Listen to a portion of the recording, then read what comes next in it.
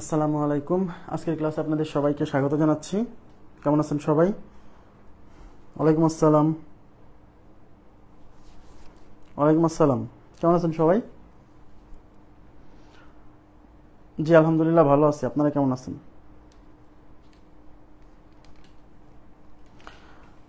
হ্যাঁ জি আলহামদুলিল্লাহ ভালো আছি। আজকে আমরা ক্লাস শুরু করে দিব। আজকে হচ্ছে আপনাদেরকে আমি পড়াচ্ছিলাম, কি মনে আছে? আপনাদের পড়াচ্ছিলাম হচ্ছে, হ্যাঁ ওয়ালাইকুম আসসালাম। জি আপনাদেরকে পড়াচ্ছিলাম আমি, আমার যতদূর মনে হচ্ছে, জি আলহামদুলিল্লাহ ভালো আছি। জি আপনাদেরকে পড়াচ্ছিলাম হচ্ছে পরিকেন্দ্র। পরিকেন্দ্র, হ্যাঁ পরিকেন্দ্র আর কি অন্তকেন্দ্র, এই দুইটা জিনিস পড়াইছি। পরিকেন্দ্র এবং অন্তকেন্দ্র এই দুইটা জিনিস আমি আপনাদেরকে পড়াইছি। এবং পরিকেন্দ্রের সাথে আসলে একটা মানে বৃত্তের সাথে রিলেটেড, পরিকেন্দ্রের সাথে পরিবৃত্ত রিলেটেড, অন্তকেন্দ্রের সাথে অন্তবৃত্ত রিলেটেড। আপনাদের মনে আছে কিনা আমি জানি না, আমি কি বলছিলাম যে একটা ত্রিভুজের ভেতরে একটা বৃত্ত আঁকা সম্ভব যা এই ত্রিভুজের তিন বাহুকে স্পর্শ করবে। যেহেতু এই বৃত্তটা যেহেতু ত্রিভুজের ভেতরে, তাই এই বৃত্তের নাম হচ্ছে অন্তবৃত্ত। অন্ত কেন? কারণ এটা অন্তরে অবস্থিত, ত্রিভুজের অন্তরে অবস্থিত, তাই এর নাম হচ্ছে অন্তবৃত্ত। আর এই অন্তবৃত্তর যে কেন্দ্র সেটাকে বলা হচ্ছিল কি, এই ত্রিভুজের অন্তকেন্দ্র। আবার বলছি, এই অন্তবৃত্তের কেন্দ্রটা এই ত্রিভুজের অন্তকেন্দ্র। ওকে, আর এই অন্তকেন্দ্র পাওয়া যায় কিভাবে? আমরা যদি এই ত্রিভুজের তিনটা কোণের সমদ্বিখণ্ডক নেই, তাহলে এই কোণের সমদ্বিখণ্ডকগুলো যেখানে মিলিত হয় সেটা হলো ত্রিভুজের অন্তকেন্দ্র। হ্যাঁ আচ্ছা, তারপর বলছিলাম কি পরিকেন্দ্র। পরিকেন্দ্র কি? আমি বলছিলাম যে একটা ত্রিভুজের তিন কোণা দিয়ে যাবে এরকম একটা বৃত্ত আঁকা সম্ভব, যে বৃত্ত ত্রিভুজের তিন কোণা দিয়ে যাবে, এই বৃত্তের নাম হচ্ছে ত্রিভুজের পরিবৃত্ত। আর এই পরিবৃত্তের যে কেন্দ্র সেটা হচ্ছে ত্রিভুজের পরিকেন্দ্র। কথা কি বুঝতে পারছেন? সেটা হচ্ছে ত্রিভুজের পরিকেন্দ্র। আচ্ছা, এই পরিকেন্দ্র, এই যে অন্তকেন্দ্র, এটা পরিকেন্দ্র। এখন এই যে বৃত্ত, এটা তো একটা বৃত্ত, তাই না? বৃত্তের তো একটা ব্যাসার্ধ থাকবে না? এই বৃত্তের ব্যাসার্ধ কত মনে আছে? পরিবৃত্তের ব্যাসার্ধ, পরিবৃত্তের ব্যাসার্ধ আর equal to ABC by 4 delta, ABC by 4 delta. হ্যাঁ, আর অন্তবৃত্তের ব্যাসার্ধ কি ছিল? অন্তবৃত্তের ব্যাসার্ধ ছিল আর equal to delta divided by S. মনে আছে? এগুলো বুঝাইছিলাম। এবং এটা যদি সমবাহু ত্রিভুজ হয়, মানে বৃত্তের মধ্যে যে ত্রিভুজটা আছে, হ্যাঁ বৃত্তের ভেতরে ত্রিভুজ, এই ত্রিভুজটা যদি সমবাহু ত্রিভুজ হয় সেক্ষেত্রে ব্যাসার্ধ আসতেছিল মনে আছে এ ডিভাইডেড বাই √3। হ্যাঁ, আর যদি বৃত্তটা যদি মানে অন্তবৃত্তের ক্ষেত্রে এটা যদি সমবাহু ত্রিভুজ হয় সেক্ষেত্রে এই অন্তবৃত্তের ব্যাসার্ধ আসতেছিল আর equal to A divided by 2√3। এই বিষয়গুলো কিন্তু আমি আপনাদেরকে সুন্দরভাবে বুঝাইছিলাম, আমার যতদূর মনে আছে। এই বিষয়টুকু আপনাদের আশা করি ক্লিয়ার আছে। হ্যাঁ, এখন এই পরিবৃত্তের এই কেন্দ্র কিভাবে পাওয়া যায়? এই ত্রিভুজের এই বাহুর লম্ব সমদ্বিখণ্ডক। বাহুর লম্ব সমদ্বিখণ্ডক মানে বাহুকে লম্বভাবে সমান দুই ভাগে ভাগ করবে এরকম তিনটা রেখা আঁকাতে হবে। তাহলে এইটা হচ্ছে এই বাহুর লম্ব সমদ্বিখণ্ডক, এইটা হচ্ছে এই বাহুর লম্ব সমদ্বিখণ্ডক, এইটা হচ্ছে এই বাহুর লম্ব সমদ্বিখণ্ডক। এই যে এই বিন্দুতে মিলিত হয়েছে, সুতরাং এটাকে বলা হচ্ছে পরিকেন্দ্র। হ্যাঁ, আশা করি বুঝছেন। এই পর্যন্ত আমি আপনাদেরকে ভালোভাবে বুঝাইছিলাম, গত ক্লাস দেখলেই বুঝতে পারবেন। তারপরেও আমি একটু মানে রিভিউ করলাম। এবার আমরা পড়বো হচ্ছে ভরকেন্দ্র। হ্যাঁ, এবার পড়বো ভরকেন্দ্র। তাহলে তিনটা জিনিস আমরা পড়ছি। আচ্ছা,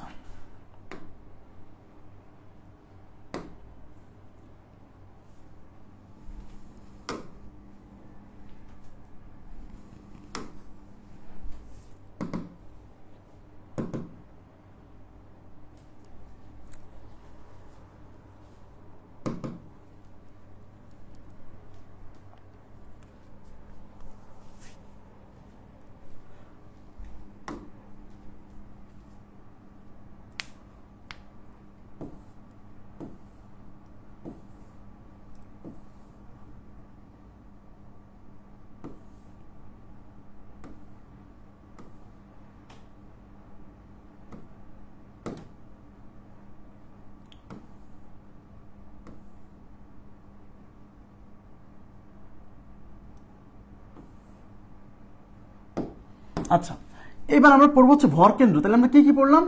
আমরা পড়ছি দুইটা জিনিস, একটা হচ্ছে অন্তকেন্দ্র, হ্যাঁ অন্তকেন্দ্র, আর একটা কি, আর একটা হচ্ছে পরিকেন্দ্র। ত্রিভুজের আরো একটা কেন্দ্র আছে, সেই কেন্দ্রের নাম হচ্ছে ভরকেন্দ্র। খুবই গুরুত্বপূর্ণ ভরকেন্দ্র। হ্যাঁ, centre of mass, centre of mass. এই ভরকেন্দ্রকে জি দ্বারা প্রকাশ করা হয়, বড় হাতের জি। হ্যাঁ, বড় হাতের জি দ্বারা। এই ভর কেন্দ্র থেকে পরীক্ষায় প্রচুর প্রশ্ন আসছে, সবাই মনোযোগ দিবেন। ভর কেন্দ্র থেকে পরীক্ষায় প্রচুর প্রশ্ন আসছে। আমরা দেখবো যে ভর কেন্দ্র ব্যাপারটা কি, আর ভর কেন্দ্র কিভাবে পাওয়া যায়। যেমন অন্তকেন্দ্র পাওয়া যায় ত্রিভুজের 3 কোণের সমদ্বিখণ্ডক অঙ্কন করলে সেই সমদ্বিখণ্ডক 3টা যেখানে মিলিত হয় সেটা অন্তকেন্দ্র। পরিকেন্দ্র কিভাবে পাওয়া যায়? ত্রিভুজের 3 বাহুর লম্ব সমদ্বিখণ্ডক আকালে ওই লম্ব সমদ্বিখণ্ডক 3টা একটা বিন্দুতে মিলিত হয়, সেটা হচ্ছে পরিকেন্দ্র। তাহলে ভর কেন্দ্র কিভাবে পাবো সবাই একটু তাকাবেন। এটা একটা ত্রিভুজ, ভর কেন্দ্র সেন্টার অফ মাস। হ্যাঁ, তাহলে এটা একটা ত্রিভুজ। এখন এই এখন এই ত্রিভুজের, এটা এবিসি ত্রিভুজ, এবিসি ত্রিভুজ, এই এবিসি ত্রিভুজের ভরকেন্দ্র আমরা কিভাবে পাবো? আমি সবাই একটু মনোযোগ দিবেন। কোন একটা ত্রিভুজের ভরকেন্দ্র পেতে হয়, ত্রিভুজের মধ্যমা কয়টা? প্রত্যেকটা ত্রিভুজের কিন্তু 3টা মধ্যমা। তো ত্রিভুজের 3টা মধ্যমা যদি এখানে আঁকান, ওই মধ্যমা 3টা যে বিন্দুতে মিলিত হবে সেটা হলো ভরকেন্দ্র। আবার বলছি, খুবই ইম্পর্টেন্ট, ত্রিভুজের মধ্যমা 3টা যে বিন্দুতে মিলিত হয় সেটা হচ্ছে ত্রিভুজের ভরকেন্দ্র। তার মানে আমাকে এখন এই ত্রিভুজের 3টা মধ্যমা আঁকাতে হবে। এখন মধ্যমা কি? মধ্যমা হচ্ছে কোন একটা শীর্ষ থেকে তার বিপরীত বাহুর ঠিক মাঝখানের বিন্দুর সংযোগ রেখাংশকে বলা হয় মধ্যমা। তাহলে এই শীর্ষ থেকে এই বাহুর মাঝখানে এইটা হলো এটা মধ্যবিন্দু। তাহলে এই শীর্ষ থেকে এই বাহুর মধ্যবিন্দুর সংযোগ, এই যে এটা হলো মধ্যমা, এটা নাম দিলাম এডি। তার মানে এডি মধ্যমা। এই এডি কার মধ্যমা? বিসি বাহুর মধ্যমা। একইভাবে এই শীর্ষ থেকে এই বাহুর মধ্যবিন্দু সংযোগ দিব, ধরলাম এই বাহুর মধ্যবিন্দু এটা। তাহলে এই শীর্ষ থেকে যদি ওই বাহুর মধ্যবিন্দু সংযোগ করি তাহলে এটা হচ্ছে বিই মধ্যমা। এবার এই শীর্ষ থেকে এই বাহুর মধ্যমা আঁকাবো, তাহলে এই বাহুর মধ্যমা মনে করেন মোটামুটি এই বিন্দু। তাহলে যদি আমরা আঁকাই, এই যে এটা হচ্ছে সিএফ মধ্যমা। এই যে 3টা মধ্যমা আঁকালাম, এডি মধ্যমা, বি মধ্যমা, সিএফ মধ্যমা, এই মধ্যমা 3টা যে বিন্দুতে মিলিত হয়েছে, এই যে দেখেন, এই যে বিন্দুতে মিলিত হয়েছে ওই বিন্দুর নাম হচ্ছে, এই যে মিলিত বিন্দু, ওই বিন্দুর নাম হচ্ছে সেন্টার অফ মাস বা ভরকেন্দ্র, যাকে আমরা জি দ্বারা প্রকাশ করি। খুবই গুরুত্বপূর্ণ, এই ভরকেন্দ্র থেকে পরীক্ষায় প্রচুর প্রশ্ন আসছে। আচ্ছা, তাহলে মধ্যমা 3টা, একটা ত্রিভুজের 3টা মধ্যমা আঁকালে সেই মধ্যমা 3টা কোন না কোন একটা বিন্দুতে ছেদ করবে। সেই ছেদ বিন্দু, 3টা মধ্যমা যেখানে ছেদ করছে সেই ছেদ বিন্দুকে বলা হচ্ছে ভরকেন্দ্র, সেন্টার অফ মাস। এখন প্রশ্ন হচ্ছে ভরকেন্দ্র ব্যাপারটা কি? শোনেন, ভরকেন্দ্র ব্যাপারটা হচ্ছে, মনে করেন এটা যদি একটা সলিড ত্রিভুজ হয়, মনে করেন একটা পাত, একটা লোহার, একটা ইস্পাতের পাতের ত্রিভুজ, মানে ফাঁকা ত্রিভুজ না, ফাঁকা ত্রিভুজ না, মানে ত্রিভুজটাও ইস্পাতের পাতের ত্রিভুজ, হ্যাঁ, পাতলা। এইবার এই ত্রিভুজটার যদি আপনি একটা পিনের উপর, মনে করেন এই কলমের পিনের উপর ত্রিভুজটা রাখবেন এবং এটা ব্যালেন্স হয়ে থাকবে, এরকম থাকবে। কোন এই পিন, এটা পিন, এটা পিন, মনে করেন এই যে এই পেপারটাকে যদি আমি এখন, সেই পেপারটা না, আমি একটা, মনে করেন এই ক্যালকুলেটরটা যদি আমি এখন এই পিনের উপরে রাখে, একটা পিনের উপর রাখবো কিন্তু এটা ব্যালেন্সে মানে থাকবে, তাহলে যে পয়েন্টে আমরা পিনটা ধরলে পরে এই পিনের উপরই এই ক্যালকুলেটরটা ব্যালেন্সে থাকবে, ওই পয়েন্টটা হচ্ছে এই ক্যালকুলেটরের সেন্টার অফ মাস বা ভরকেন্দ্র। ভরকেন্দ্র মানে যে পয়েন্টে এর সম্পূর্ণ ভরটা মানে পুঞ্জীভূত থাকে, এরকম একটা ব্যাপার, ঠিক আছে? তাহলে বিষয়টা হচ্ছে, এখন এখানে যদি আমি রাখি, তাহলে দেখেন এই পাশে, দেখেন এদিকে তাকান, ছেড়ে দিলে এই পাশে পড়ে যাচ্ছে, তার মানে এদিকে ভার বেশি। তার মানে ভরকেন্দ্রটা এখানে না, এর ভরকেন্দ্র এদিকে কোথাও, এই যে এখানে, এই যে কোথাও রাখলে পরে থাকতে যাচ্ছে, তার মানে এদিক কোন একটা পয়েন্টে রাখলে পরে এটা একদম ব্যালেন্স হয়ে থাকবে, সেই পয়েন্টটাকে বলা হচ্ছে এই ক্যালকুলেটরের ভরকেন্দ্র।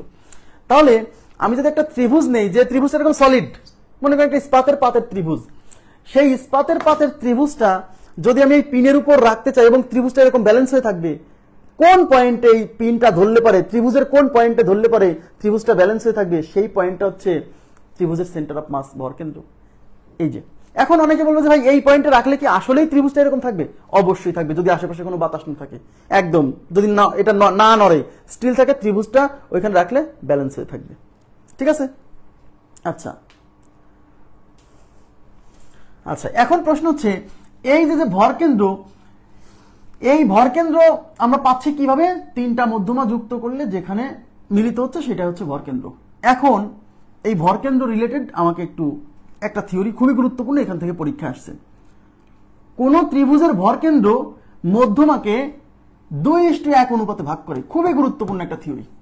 কোন ত্রিভুজের ভরকেন্দ্র তার মধ্যমাকে 2:1 অনুপাতে ভাগ করে, এটা খুবই ইম্পর্টেন্ট, ভেরি ভেরি ইম্পর্টেন্ট একটা থিওরি, ঠিক আছে? আমি থিওরিটা এদিকে কোথাও আমাদের আছে, দেখাবো অবশ্যই।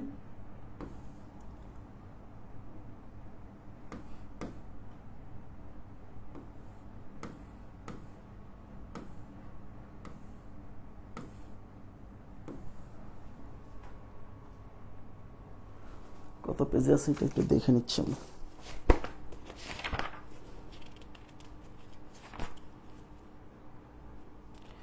উনিশ নম্বর অঙ্কের পরে থাকার কথা, 19 নম্বর প্রশ্নের পরে।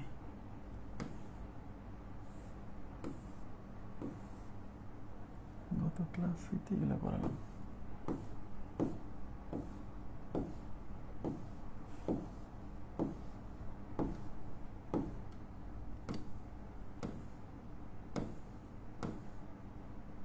এই যে দেখেন এখানে কি বলছে, খুবই ইম্পর্টেন্ট কোশ্চেন, খুবই ইম্পর্টেন্ট কোশ্চেন। এই প্রশ্ন থেকে পরীক্ষায় প্রশ্ন আসছে, মানে এই থিওরি থেকে। কোন ত্রিভুজের ভরকেন্দ্র প্রতিটি মধ্যমাকে 2:1 অনুপাতে অন্তর্বিভক্ত করে। এর মানে কি জানেন? এদিকে তাকান, আমি একটা ত্রিভুজ আঁকাচ্ছি, এটা একটা ত্রিভুজ, হ্যাঁ। এখন এই ত্রিভুজের যদি ভরকেন্দ্র আঁকাই, এই ত্রিভুজের 3টা মধ্যমা আঁকাবো, তাহলে এইটা এবিসি ত্রিভুজ, এবিসি ত্রিভুজ, এই বাহুর মধ্যবিন্দু যদি এইটা হয়, ডি বিন্দু হয়, তাহলে এই যে এডি মধ্যমা, ঠিক আছে, এডি মধ্যমা। এই বাহুর মধ্যবিন্দু যদি এইটা হয়, তাহলে এটা হচ্ছে বিই মধ্যমা। এই বাহুর মধ্যবিন্দু যদি এইটা হয়, তাহলে এটা হচ্ছে সিএফ মধ্যমা, হ্যাঁ। এই যে বিন্দুতে মধ্যমা 3টা যুক্ত হলো, এইটাকে বলা হচ্ছে ভরকেন্দ্র জি। অঙ্কে বলতেছে যে, মানে থিওরি বলতেছে যে ত্রিভুজের কোন ত্রিভুজের ভরকেন্দ্র, মানে এই ত্রিভুজের এই যে ভরকেন্দ্র, এই যে এই পয়েন্টটা নাকি প্রত্যেকটা মধ্যমাকে, দেখেন এই পয়েন্টটা কিন্তু প্রত্যেকটা মধ্যমাকে 2 ভাগে ভাগ করছে। এটা কি দেখতে পাচ্ছেন? এটা কি দেখতে পাচ্ছেন? এই পয়েন্টটা কিন্তু প্রত্যেকটা মধ্যমাকে 2 ভাগে ভাগ করছে, খেয়াল করছেন? দেখেন এইটা এডি মধ্যমা না, এডি মধ্যমার এই পাশে একটা অংশ, এই পাশে একটা অংশ। তাহলে এই যে এই পাশে যে একটা অংশ, এই পাশে যে একটা অংশ, এই এডি একটা অংশ, এজি একটা অংশ, জিডি একটা অংশ, এই যে জিডি একটা অংশ, এজি একটা অংশ। এই যে দুইটা, এই এডি মধ্যমা যে 2 ভাগে ভাগ হলো, এই ভাগটা করছে কে? এই ভাগটা কিন্তু করছে এই পয়েন্ট। আর এই পয়েন্টের নাম কি? ভরকেন্দ্র। তার মানে দেখেন প্রত্যেক মধ্যমাকে 2 ভাগে ভাগ করছে।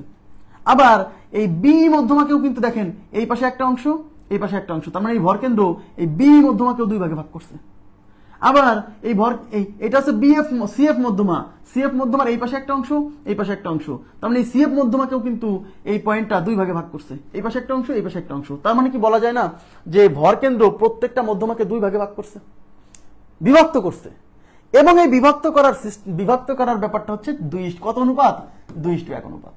বিভক্ত করার অনুপাত হচ্ছে 2:1 অনুপাত, 2:1 অনুপাতে। তার মানে এই পাশে যদি থাকে 2 অংশ, এই পাশে আছে 1 অংশ। এই যে এই পাশে থাকে যদি 2 অংশ, এই পাশে আছে 1 অংশ। এই যে এই পাশে থাকে যদি 2 অংশ, এই পাশে আছে 1 অংশ। এখন অনেকে বোঝে না যে ভাই কোনটুক 2 অংশ আর কোনটুক 1 অংশ। ভাইয়া আপনি চেহারা দেখে বলেন তো, এইটুক বড় নাকি এইটুক বড়? এইটুক বড়, তার মানে এটা 2 হবে। এখন আমি মনে রাখবো কোন অংশটা 2 হবে। এদিকে তাকান, এই শীর্ষ থেকে ভরকেন্দ্র পর্যন্ত অংশটা হচ্ছে 2 অংশ, আর ভরকেন্দ্র থেকে পরের বিন্দু পর্যন্ত অংশটা হচ্ছে 1 অংশ। মানে ভরকেন্দ্র থেকে পরের অংশটুকু ছোট হবে, সাইজে ছোট হবে, ঠিক আছে? আচ্ছা, তার মানে এই যে এজি, এই যে এখানে আমি, তার মানে এজি ইজ টু কি, এই যে জিডি ইজ ইকুয়াল টু 2:1। বোঝা গেছে বিষয়টা? আচ্ছা, এখন বি মধ্যমার ক্ষেত্রে শীর্ষ থেকে, আমি আবার বলছি, শীর্ষ থেকে ভরকেন্দ্র পর্যন্ত দূরত্বটা হলো 2 অংশ। তাহলে শীর্ষ হচ্ছে এইটা, এখান থেকে ভরকেন্দ্র পর্যন্ত দূরত্ব মানে বিজি ইজ টু কি, জি। এটা কত? 2:1। ক্লিয়ার? আচ্ছা, এইবার এই সি শীর্ষ থেকে এর উপর যে মধ্যমাটা আঁকাইছি, এই সি থেকে জি পর্যন্ত এই দূরত্বটা হচ্ছে সিজি, আর জি থেকে এফ পর্যন্ত হচ্ছে জিএফ। এটা কিন্তু 2:1। এই যে এই ব্যাপারটুকু মাথায় রাখতে হবে। মনে রাখবেন যে 2:1 অনুপাতে ভাগ করে, ভরকেন্দ্র মধ্যমাকে 2:1 অনুপাতে ভাগ করে। শীর্ষ থেকে মধ্যমা পর্যন্ত অংশটুকু হচ্ছে 2 অনুপাত, আর মধ্যমা থেকে পরবর্তী অংশ পর্যন্ত ওইটুকু হচ্ছে 1 অনুপাত। এই থিওরিটা খুবই ইম্পর্টেন্ট, পরীক্ষায় আসার মতো কোশ্চেন, ঠিক আছে? আচ্ছা, এখন এইখান থেকে গাণিতিক সমস্যা পরীক্ষাতে আসছে কিনা? গাণিতিক সমস্যাও পরীক্ষাতে আসছে। আমরা সেরকম একটা প্রশ্ন সলভ করব।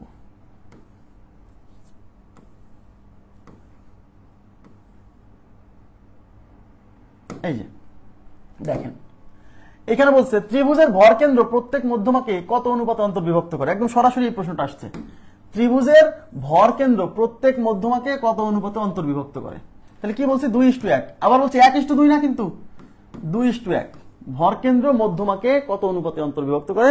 উত্তর হচ্ছে 2:1। ক্লিয়ার? আচ্ছা, এরকম একটা প্রশ্ন আমরা দিয়ে রাখছি।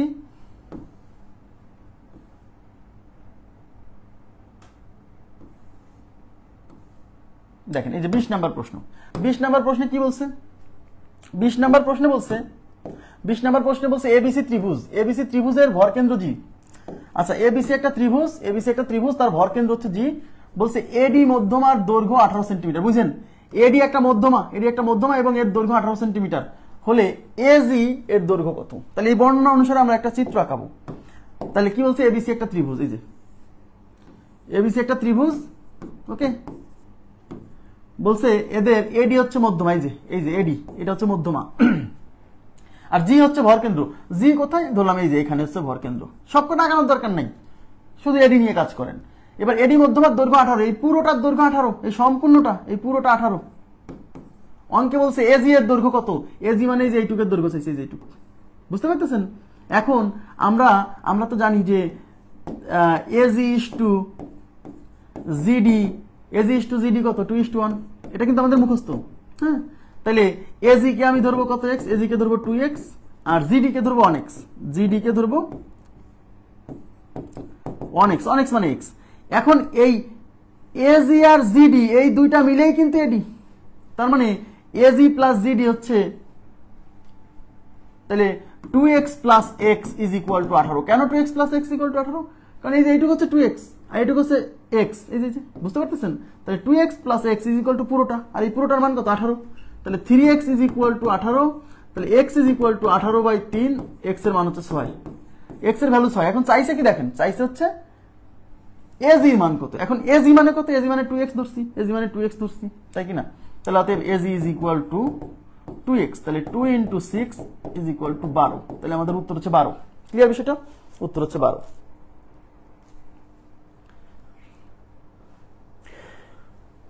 খুবই সিম্পল। আচ্ছা, এমনিতে ভাবেন না, এইটুকু হচ্ছে 2 অনুপাত, এটা 1 অনুপাত। তার মানে এই অংশটা 3 ভাগে ভাগ হবে। এদিকে তাকান, এইটুক এই ভাগ, এটা হলো 2 ভাগ, এটা কয় ভাগ? 1 ভাগ। তাহলে এখানে মোট কয় ভাগ? 2 ভাগের 1 ভাগ 3 ভাগ। তার মানে এই দৈর্ঘ্যটা মোট 3 ভাগ হবে। আরো সহজে বোঝেন, এই দৈর্ঘ্যটা মোট 3 ভাগ হবে। তাহলে এই দৈর্ঘ্যটা কত? 18। 18 কে 3 দিয়ে ভাগ করলে প্রত্যেক ভাগ হচ্ছে 6, প্রত্যেক ভাগ 6, মানে এইটুক 6। প্রত্যেক, এই যে 18 কে 3 ভাগে ভাগ করছি, তার মানে প্রত্যেক, এই পাশে আছে 2 অংশ, এই পাশে 1 অংশ, এই 1 ভাগ হচ্ছে 6। তাহলে টোটালটা 18। তাহলে এইটুক যদি 6 হয়, তাহলে এইটুক কত? 12। মানে এসব কিছুই করা লাগবে না, মানে আপনি দেখেই, মানে যদি বোঝেন তাহলে অ্যান্সার করতে পারবেন ইজিলি। এটা 2 অনুপাত, এটা 1 অনুপাত না? তার মানে এই জিনিসটা মোট 3 ভাগ না? এই পাশে 2 ভাগ, এই পাশে 1 ভাগ। তার মানে এই পুরো জিনিসটাকে 3 ভাগে ভাগ করবেন। তাহলে পুরো জিনিসটা 18, তাকে 3 দিয়ে ভাগ করলাম, তার মানে 1 ভাগ হচ্ছে 6। তাহলে এই যে 1 ভাগ হচ্ছে এইটুক 6, আর বাকিটা 18 থেকে 6 বাদ দিলে 12, তার মানে উপরেরটা হচ্ছে 12। ঠিক আছে? আচ্ছা, তাহলে এই টাইপের কোশ্চেন আসলে আপনারা সলভ করতে পারবেন আমি আশা করছি। এখন থিওরি রিলেটেড প্রশ্ন আছে, আমি একটু এগুলা সলভ করে দিচ্ছি। দেখেন,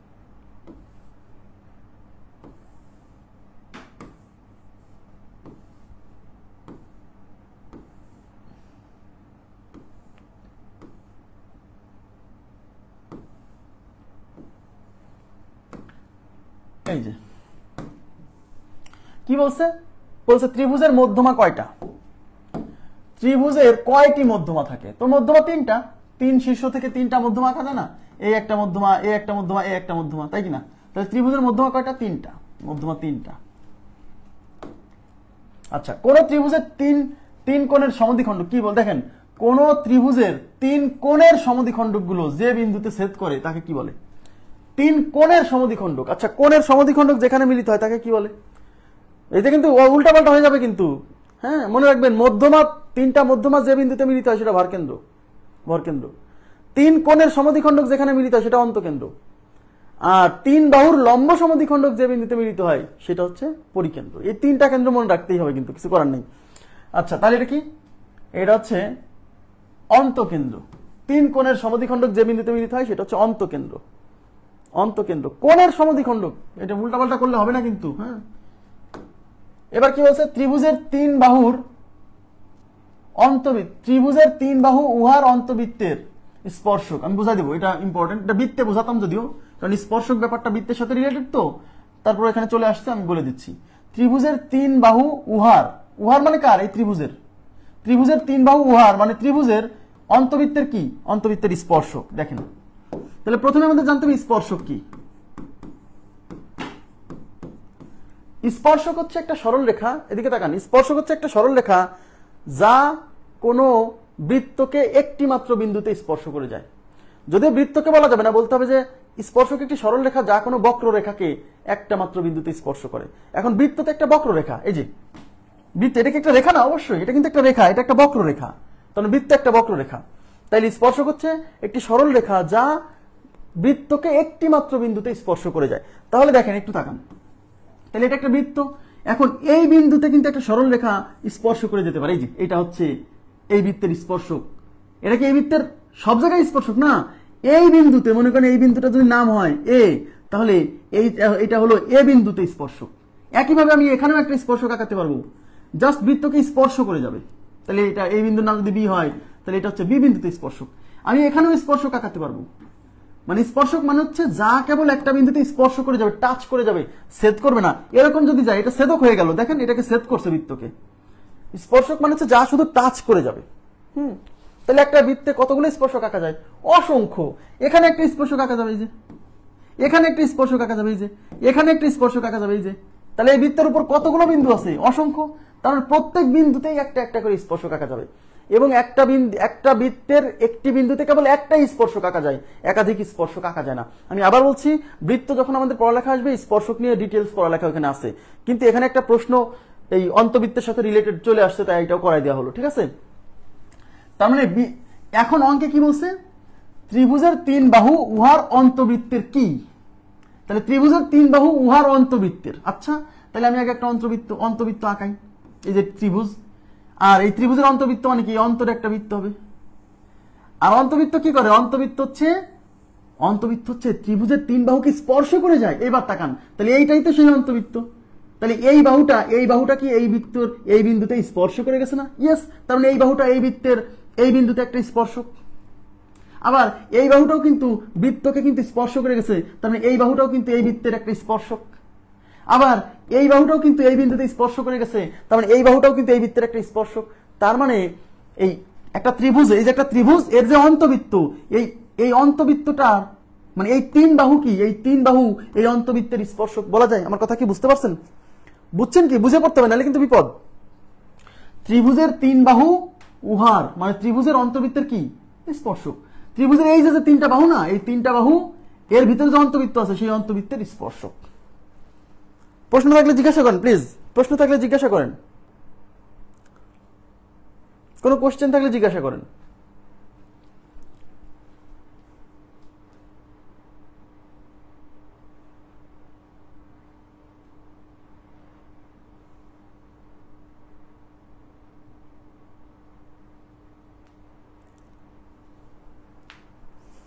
আচ্ছা, বুঝছেন, ঠিক আছে, থ্যাংক ইউ ভেরি মাচ। আচ্ছা, এরপরে কি আছে? কোন ত্রিভুজের শীর্ষবিন্দু হতে বিপরীত বাহুর মধ্যবিন্দু অঙ্কিত রেখাংশকে ওই ত্রিভুজের কি বলে? একটা বোঝেন, দেখেন কি বলছে। কোন ত্রিভুজের শীর্ষবিন্দু হতে, একটা ত্রিভুজের শীর্ষবিন্দু থেকে বিপরীত বাহুর মানে ওই শীর্ষবিন্দুর বিপরীত বাহুর মধ্যবিন্দুর উপর অঙ্কিত রেখাকে কি বলে? বলেন তো।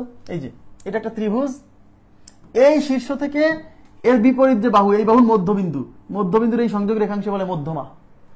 কোন একটা ত্রিভুজের শীর্ষ থেকে তার বিপরীত বাহুর মধ্যবিন্দুর সংযোগ রেখাংশের নাম মধ্যমা। হ্যাঁ, তাহলে কি হচ্ছে? মধ্যমা। তাহলে এটা কত নাম্বার অপশন? 1 number option. ত্রিভুজের যে কোনো শীর্ষ থেকে তার বিপরীত বাহুর ঠিক মাঝখানের বিন্দু যদি যুক্ত করে দেন, তাহলে যে রেখাটা পাবেন ওই রেখার নাম হচ্ছে ওই ত্রিভুজের মধ্যমা। এরকম ত্রিভুজের যেহেতু 3টা শীর্ষ থাকে, তাই প্রত্যেক শীর্ষ থেকে একটা একটা মধ্যমা আঁকা যায়, তাহলে মোট 3টা মধ্যমা আঁকা যাবে। নেক্সট, ত্রিভুজের মধ্যমা ত্রয়ের সমষ্টি। এটা থিওরি কিন্তু আমি পড়াই দিছি। ত্রিভুজের মধ্যমা ত্রয়ের সমষ্টি কেমন হয়? ত্রিভুজের মধ্যমা ত্রয়ের সমষ্টি কি বলছে? পরিসীমা অপেক্ষা বৃহত্তর, পরিসীমার সমান, পরিসীমা অপেক্ষা ক্ষুদ্রতর, পরিসীমা অপেক্ষা ক্ষুদ্রতর। পরিসীমা অপেক্ষা ক্ষুদ্রতর, আচ্ছা পরিসীমার অর্ধ অপেক্ষা ক্ষুদ্রতম। খেয়াল করেন, দুইটা কিন্তু একই অপশন মনে করেন না। আচ্ছা, এটা একটা ত্রিভুজ, নাম দিলাম এবিসি, ঠিক আছে?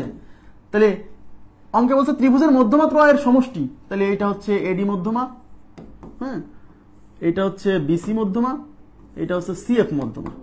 এই যে মধ্যমা ত্রয়ের সমষ্টি মানে এডি প্লাস এইটা plus AD plus BE plus CF, এই যে তিনটা মধ্যমার যোগফল, এই তিনটা মধ্যমার যোগফল কি হয়? পরিসীমার চেয়ে ছোট। কারণ পরিসীমা এই চারপাশ দিয়ে আছে, তাই মাঝখান দিয়ে আপনি যে রেখায় আঁকান সেই রেখাগুলো নিশ্চয়ই এই তিনটা রেখার যোগফলের চেয়ে বড় হবে না, কারণ এগুলো তো বাইরে আর এগুলো ভিতরে আঁকাইছেন, মানে আরো চাকে যাবে। বুঝতে পারতেছেন আমার কথা? ভিতরের রেখাগুলো কি হবে? ছোট হবে। কার চেয়ে? এই চার পাশের রেখার চেয়ে, তিন পাশের রেখার চেয়ে। হ্যাঁ, তার মানে হচ্ছে পরিসীমার চেয়ে ছোট। তার মানে এই যে মধ্যমাত্রার সমষ্টি is less than AB plus BC plus CA. ব্যাস, ক্লিয়ার? ওকে, এবার আমি যাচ্ছি পরবর্তী প্রশ্নে। কোন ত্রিভুজের মধ্যমা তিনটি যে বিন্দুতে ছেদ করে, দেখেন কোন ত্রিভুজের মধ্যমা তিনটি, এই যে মধ্যমা তিনটি যে বিন্দুতে ছেদ করে তাকে কি বলে? মধ্যমা তিনটি যে বিন্দুতে ছেদ করে তাকে বলে হচ্ছে ভরকেন্দ্র। মধ্যমা তিনটি যে বিন্দুতে ছেদ করে তার নাম হচ্ছে ভরকেন্দ্র। আচ্ছা, এটা পড়ানো হয়ে গেছে, এটা পড়ানো হয়ে গেছে। আচ্ছা, এখানে কি বলছে? কোন ত্রিভুজের, কোন একটি ত্রিভুজের তিন বাহুর লম্ব দ্বিখণ্ডকগুলোর ছেদবিন্দুর নাম কি? তিন বাহুর লম্ব দ্বিখণ্ডক, তিন বাহুর লম্ব দ্বিখণ্ডক, বুঝেন? তিন বাহুর লম্ব দ্বিখণ্ডকগুলোর ছেদবিন্দুর নাম হচ্ছে পরিকেন্দ্র। তিন বাহুর লম্ব দ্বিখণ্ডকগুলোর ছেদবিন্দুর নাম হচ্ছে পরিকেন্দ্র। আচ্ছা, এবার কি বলছে? কোন ত্রিভুজের শীর্ষবিন্দুগুলো দিয়ে অঙ্কিত বৃত্তটিকে কি বলে? বৃত্তটির কেন্দ্রকে কি বলে? দেখেন, কোন ত্রিভুজের শীর্ষবিন্দুগুলো দিয়ে অঙ্কিত বৃত্তটির কেন্দ্রকে কি বলে? এইভাবে প্রশ্ন আসছে। তাহলে কি বলছে? কোন ত্রিভুজের শীর্ষবিন্দুগুলো দিয়ে অঙ্কিত বৃত্ত। তার মানে এটা একটা ত্রিভুজ, এই ত্রিভুজের শীর্ষবিন্দু গুলো দিয়ে অঙ্কিত বৃত্ত, তার মানে এমন একটা বৃত্ত যা এই তিন শীর্ষবিন্দু দিয়ে গেছে।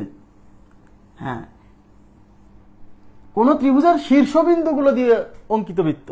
তাহলে কোন ত্রিভুজের এই তিন শীর্ষবিন্দু দিয়ে যে বৃত্তটা যায় সেই বৃত্তের নাম পরিবৃত্ত, আর পরিবৃত্তের কেন্দ্রকে বলে পরিকেন্দ্র। তাহলে কি বলছে?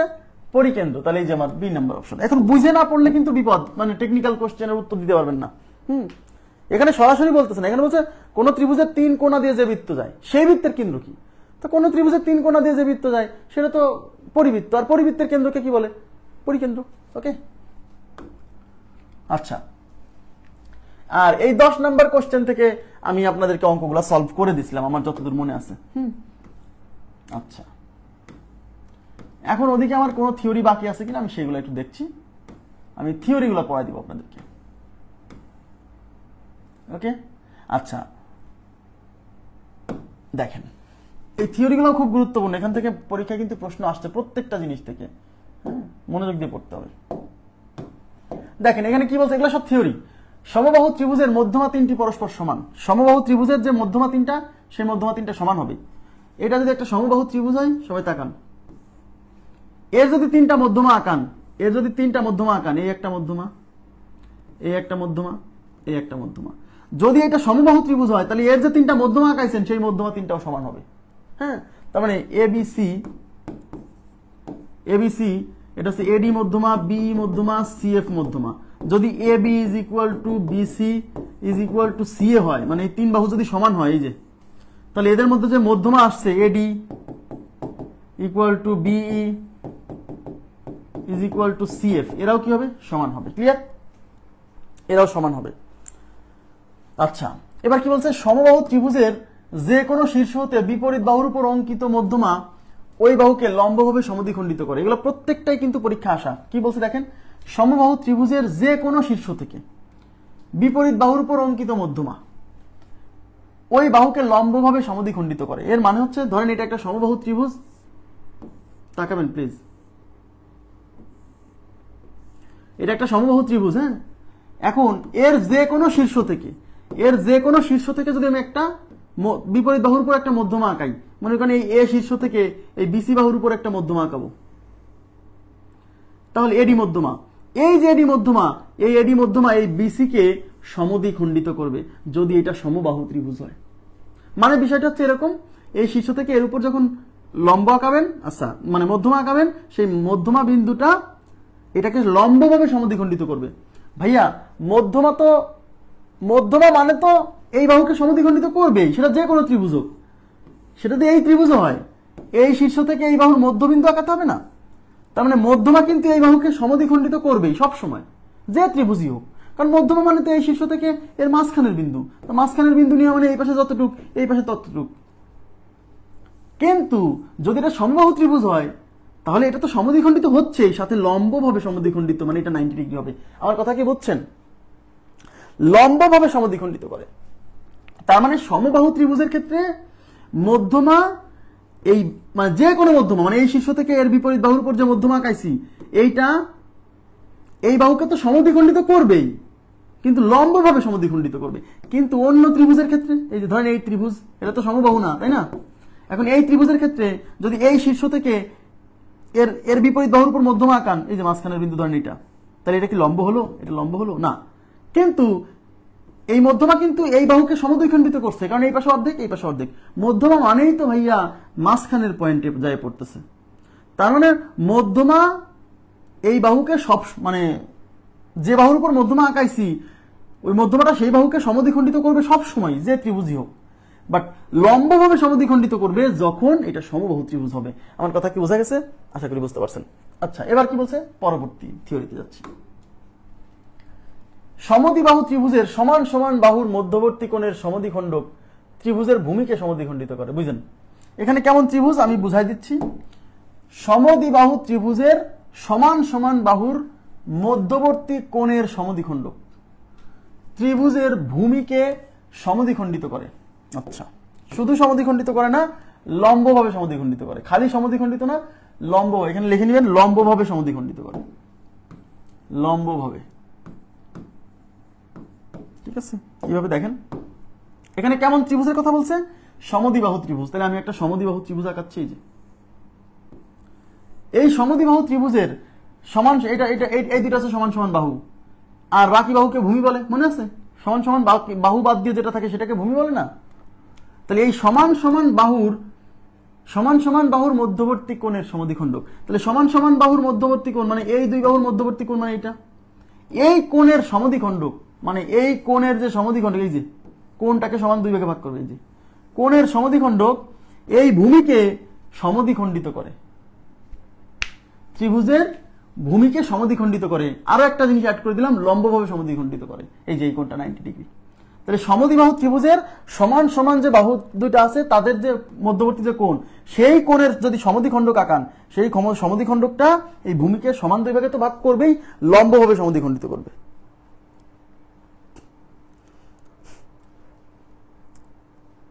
সমদ্বিবাহু ত্রিভুজের মধ্যমা পরস্পর সমান,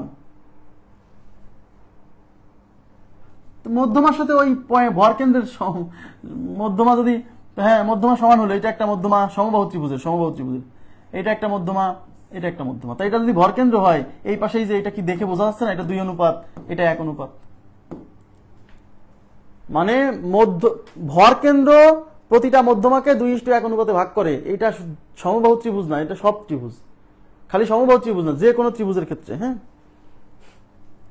আচ্ছা, এবার হচ্ছে পরবর্তী পয়েন্ট। কোন ত্রিভুজের যে কোনো মধ্যমা ত্রিভুজটিকে সমান ক্ষেত্রফল বিশিষ্ট দুইটি ত্রিভুজে বিভক্ত করে।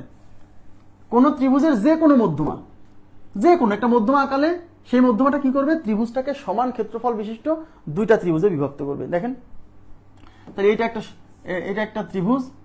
কোন ত্রিভুজ বলতে যে কোনো ত্রিভুজ বোঝাচ্ছে। এটা একটা ত্রিভুজ।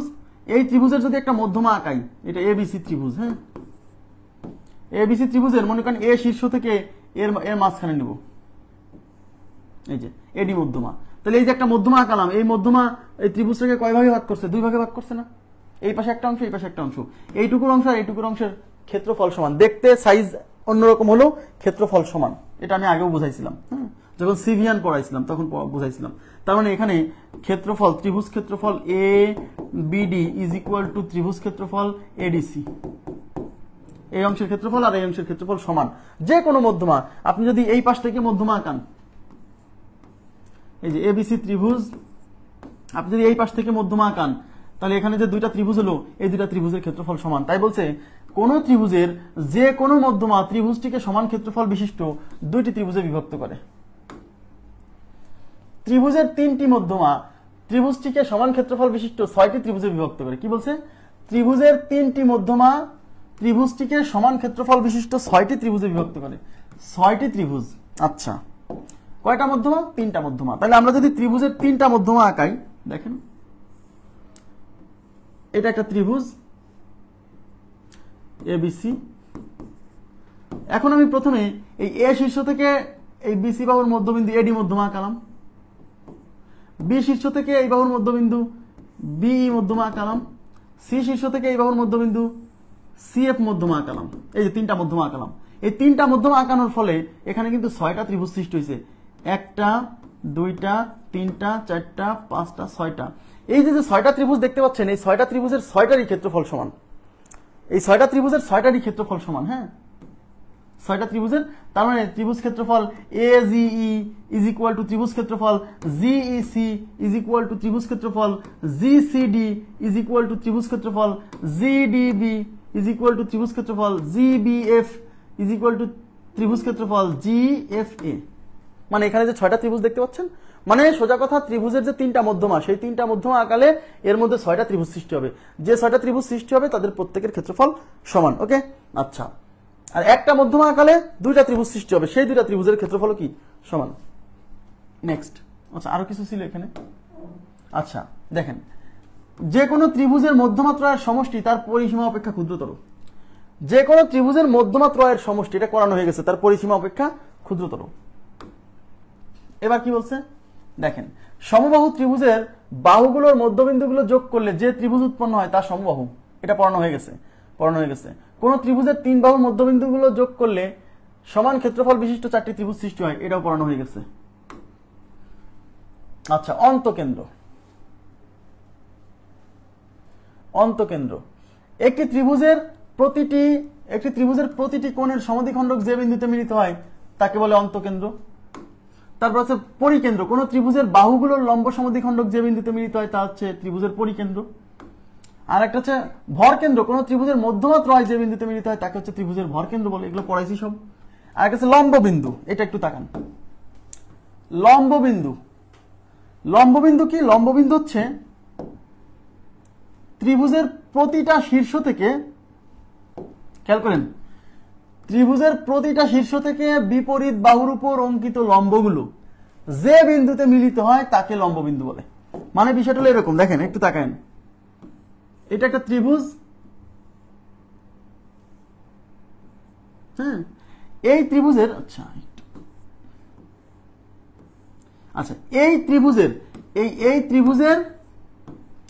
এই ত্রিভুজের প্রতিটা শীর্ষ থেকে বিপরীত বাহুর উপর লম্ব আঁকাতে হবে। আবার বলছি, বিপরীত বাহুর উপর লম্ব আঁকাতে হবে, মাঝখানে না। তাহলে এই শীর্ষ থেকে এই বাহুর উপর লম্ব আঁকালাম। এবার এই শীর্ষ থেকে এই বাহুর উপর লম্ব আঁকাতে হবে। এবার এই শীর্ষ থেকে এই বাহুর উপর লম্ব আঁকাতে হবে। এই যে বিন্দুতে মিলিত হলো এর নাম লম্ব বিন্দু। ঠিক আছে? তার মানে কোন একটা ত্রিভুজের তিন শীর্ষ থেকে যদি তার বিপরীত বাহুর উপর লম্ব আঁকায়, তাহলে ওই তিনটা লম্ব যে বিন্দুতে মিলিত হবে তার নাম হচ্ছে ত্রিভুজের লম্ব বিন্দু। এখানে একটা কনফিউশন ক্রিয়েট হয়, সেটা হচ্ছে পরিকেন্দ্রের সাথে এই লম্ব বিন্দুর কনফিউশন ক্রিয়েট হয়। কারণ পরিকেন্দ্রে বলা আছে কোন ত্রিভুজের প্রতিটা বাহুর লম্ব সমদ্বিখণ্ডক। এদিকে তাকান প্লিজ, এখানে কনফিউশন ক্রিয়েট হয়, আমি ক্লিয়ার করে দিচ্ছি। পরিকেন্দ্রে বলা আছে, দেখেন পরিকেন্দ্রে কি বলছে, পরিকেন্দ্রে বলছে কোন ত্রিভুজের বাহুগুলোর লম্ব সমদ্বিখণ্ডক যে বিন্দুতে মিলিত হয়। এই জায়গাতে মনে হচ্ছে যে এই পরিকেন্দ্রের ব্যাপারটা লম্ব বিন্দুর ব্যাপারটা সেম না। পরিকেন্দ্র মানে হচ্ছে এই ত্রিভুজের প্রতিটা বাহুর লম্ব সমদ্বিখণ্ডক, মানে এই বাহুকে লম্বভাবে সমান দুই ভাগে ভাগ করবে এরকম একটা রেখা। সেটা এই শীর্ষ থেকে আঁকাতে হবে না, এর উপর যেন লম্ব হয় এবং এইটাকে সমান দুই ভাগে ভাগ করে। তো এটাকে সমান, এই যে প্রতিটা বাহুর লম্ব সমদ্বিখণ্ডক কখনো শীর্ষ থেকে আঁকাতে হয় না। বাহুর লম্ব সমদ্বিখণ্ডক এই বাহুর উপর আঁকাতে হয়, দুই ভাগে ভাগ করবে এবং লম্ব হবে। তাহলে এই বাহুকে লম্বভাবে সমান দুই ভাগে ভাগ করে, এই বাহুকে লম্বভাবে সমান দুই ভাগে ভাগ করে, এই যে সমান দুই ভাগে এবং লম্ব হবে। এইটা হচ্ছে সেই পরিকেন্দ্র। কথা কি বুঝতে পারছেন? আর লম্ববিন্দু মানে হলো শীর্ষ থেকে বিপরীত বাহুর উপর লম্ব আঁকাতে হবে। তিন শীর্ষ থেকে বিপরীত বাহুর উপর লম্ব আঁকাতে হবে, তাহলে যে বিন্দুতে মিলিত হবে সেটা হচ্ছে লম্ববিন্দু। তার মানে হচ্ছে এইটাও কিন্তু এই বাহুর উপর লম্ব, আবার এইটাও কিন্তু এই বাহুর উপর লম্ব, কিন্তু এইটা হচ্ছে লম্ব সমদ্বিখণ্ডক আর এইটা হচ্ছে এই শীর্ষ থেকে এর উপর লম্ব। তাহলে এক্ষেত্রে দেখেন এই পাশে ছোট, এই পাশে বড় হয়ে গেছে না, তার মানে সমান দুই ভাগে ভাগ হবে না সবসময়। ক্লিয়ার? বুঝতে পারছেন কি? কনফিউশন যেন ক্রিয়েট না হয়। আচ্ছা, এবার কি বলছে দেখেন, সমবাহু ত্রিভুজের ভরকেন্দ্র, অন্তকেন্দ্র, পরিকেন্দ্র, ভরকেন্দ্র, লম্ববিন্দু সব একই বিন্দুতে। দেখছেন, সমবাহু ত্রিভুজের অন্তকেন্দ্র কি বলছে দেখেন, ত্রিভুজটা যদি সমবাহু হয় তাহলে ওই ত্রিভুজের অন্তকেন্দ্র, পরিকেন্দ্র, ভরকেন্দ্র, লম্ববিন্দু সবগুলো একটা পয়েন্টেই পাবেন। সমবাহু ত্রিভুজের পরিকেন্দ্র, ভরকেন্দ্র, লম্বকেন্দ্র, লম্ববিন্দু যা আছে সব একটা সেম পয়েন্টে। কিভাবে দেখেন একটু তাকান। আপনি যদি সমবাহু ত্রিভুজ আঁকেন, এই যে এই সমবাহু ত্রিভুজের আপনি যখন ভরকেন্দ্র আঁকাবেন, ভরকেন্দ্র মানে কি, ভরকেন্দ্র মানে হচ্ছে মধ্যমা আঁকাতে হবে। তাহলে এই শীর্ষ থেকে এর বাহুর মধ্যবিন্দু আঁকান, এই যে মধ্যমা, এডি মধ্যমা। এই শীর্ষ থেকে এই বাহুর মধ্যবিন্দু আঁকান, বিই মধ্যমা। এই শীর্ষ থেকে এই বাহুর মধ্যবিন্দু আঁকান, এটা সিএফ মধ্যমা। তাহলে এটা হলো ভরকেন্দ্র। তাকাবেন প্লিজ, এটা হলো ভরকেন্দ্র। এখন যদি পরিকেন্দ্র আঁকাতে চান, পরিকেন্দ্র কেমনে পাওয়া যায়? পরিকেন্দ্র মানে হচ্ছে এই তিন কোণের সমদ্বিখণ্ড। আপনি কি জানেন এই যে রেখাটা আঁকাইছেন, মধ্যমা যেটা আঁকাইছেন, সমবাহু ত্রিভুজের মধ্যমা এই কোণকে সমদ্বিখণ্ডিত করে। এটা একটা থিওরি। সমবাহু ত্রিভুজের প্রতিটা মধ্যমা প্রত্যেকটা কোণকে সমদ্বিখণ্ডিত করে। এটা থিওরি, লিখে নেবেন। সমবাহু ত্রিভুজের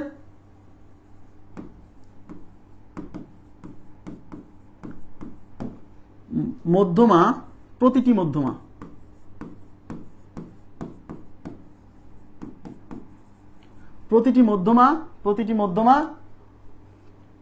প্রতিটি কোণকে, আচ্ছা কোণগুলোকে সমদ্বিখণ্ডিত করে।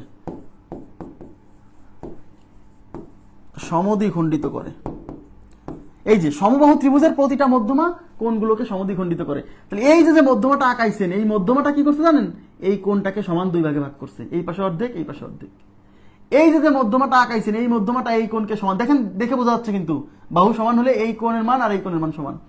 এই যে মধ্যমা আঁকাইছেন, এই মধ্যমা এই কোণটাকে সমান দুই ভাগে ভাগ করছে, এই পাশে আর এই পাশে অর্ধেক। তার মানে যাহাই মধ্যমা তাহাই কোণের সমদ্বিখণ্ডক। সমবাহু ত্রিভুজের ক্ষেত্রে যাহা মধ্যমা তাহাই কোণের সমদ্বিখণ্ডক। কথাটা কি বুঝতে পারছেন? সমবাহু ত্রিভুজের ক্ষেত্রে এইটাই মধ্যমা, আবার এইটাই কোণের সমদ্বিখণ্ডক। এইটাই মধ্যমা, আবার এইটাই কোণের সমদ্বিখণ্ডক। এইটাই মধ্যমা, আবার এইটাই কোণের সমদ্বিখণ্ডক। তাহলে আমার প্রশ্ন হচ্ছে, মধ্যমাগুলো যে বিন্দুতে মিলিত হয় তাকে বলে ভরকেন্দ্র, আর এই কোণের সমদ্বিখণ্ডকগুলো যে বিন্দুতে মিলিত হয় তাকে বলে অন্তকেন্দ্র। তার মানে মধ্যমাগুলো যেখানে মিলিত হয়েছে, কোণের সমদ্বিখণ্ডকগুলো সেখানে মিলিত হয়েছে। কেন? কারণ মধ্যমাই তো কোণের সমদ্বিখণ্ডক।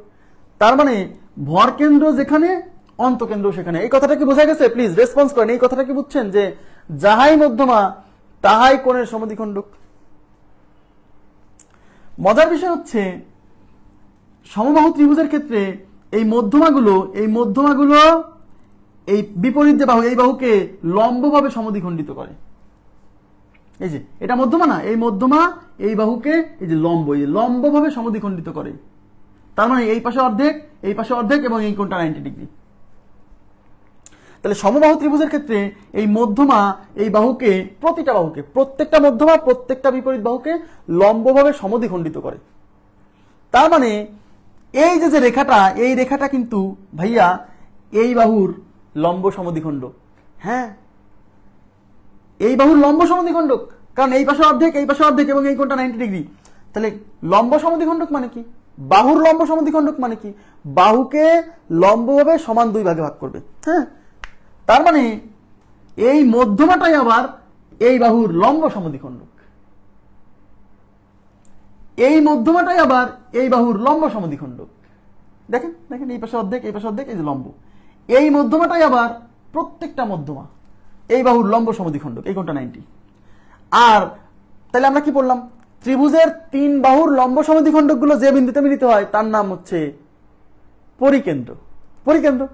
তাহলে তিন বাহুর লম্ব সমদ্বিখণ্ডকগুলো যে বিন্দুতে মিলিত হয় তার নাম পরিকেন্দ্র। তাহলে এই বাহুর লম্ব সমদ্বিখণ্ডক, এই যে এই মধ্যমাটাই আবার এই বাহুর লম্ব সমদ্বিখণ্ডক, এই মধ্যমাটা এই বাহুর লম্ব সমদ্বিখণ্ডক, এই মধ্যমাটা এই বাহুর লম্ব সমদ্বিখণ্ডক। তাহলে এই যে লম্ব সমদ্বিখণ্ডকগুলো মিলিত হয়েছে ওখানেই। তাহলে লম্ব সমদ্বিখণ্ডক গুলো যেখানে মিলিত হয় তার নাম পরিকেন্দ্র। তার মানে ঘটনাটা কি দাঁড়ালো? ঘটনাটা দাঁড়ালো যে এই যে মধ্যমা, এই মধ্যমাটা যে বিন্দুতে মিলিত হয়েছে সেটা ভরকেন্দ্র, আর এই মধ্যমাগুলোই আসলে এই কোণের সমদ্বিখণ্ডক, আর কোণের সমদ্বিখণ্ডক যে বিন্দুতে মিলিত হয় তার নাম অন্তকেন্দ্র। এই মধ্যমাগুলোই আসলে এই বাহুগুলোর লম্ব সমদ্বিখণ্ডক, তাহলে বাহুগুলোর লম্ব সমদ্বিখণ্ডক যেখানে মিলিত হয় তার নাম পরিকেন্দ্র।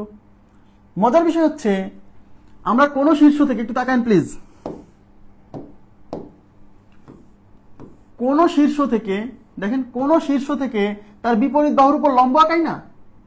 একটা এই শীর্ষ থেকে বিপরীত বাহুর উপর অঙ্কিত লম্ব, এই শীর্ষ থেকে বিপরীত বাহুর উপর অঙ্কিত লম্ব, এই শীর্ষ থেকে বিপরীত বাহুর উপর অঙ্কিত লম্ব, যে বিন্দুতে মিলিত হয় তার নাম লম্ব বিন্দু। মজার বিষয় হচ্ছে কোন শীর্ষ থেকে তার বিপরীত বাহুর উপর অঙ্কিত লম্ব, এটাও এই মধ্যমা, মানে এই মধ্যমাগুলোই সব। তাইলে কোন শীর্ষ থেকে তার বিপরীত বাহুর উপর অঙ্কিত লম্বগুলো যে বিন্দুতে মিলিত হয় তার নাম লম্ব বিন্দু। তাহলে এই শীর্ষ থেকে বিপরীত বাহুর উপর অঙ্কিত লম্ব, এই মধ্যমাই আবার সেইটাই, এই মধ্যমাটা সেইটাই, শীর্ষ থেকে বিপরীত বাহুর উপর অঙ্কিত লম্ব যে বিন্দুতে মিলিত হয় তার নাম লম্ব বিন্দু।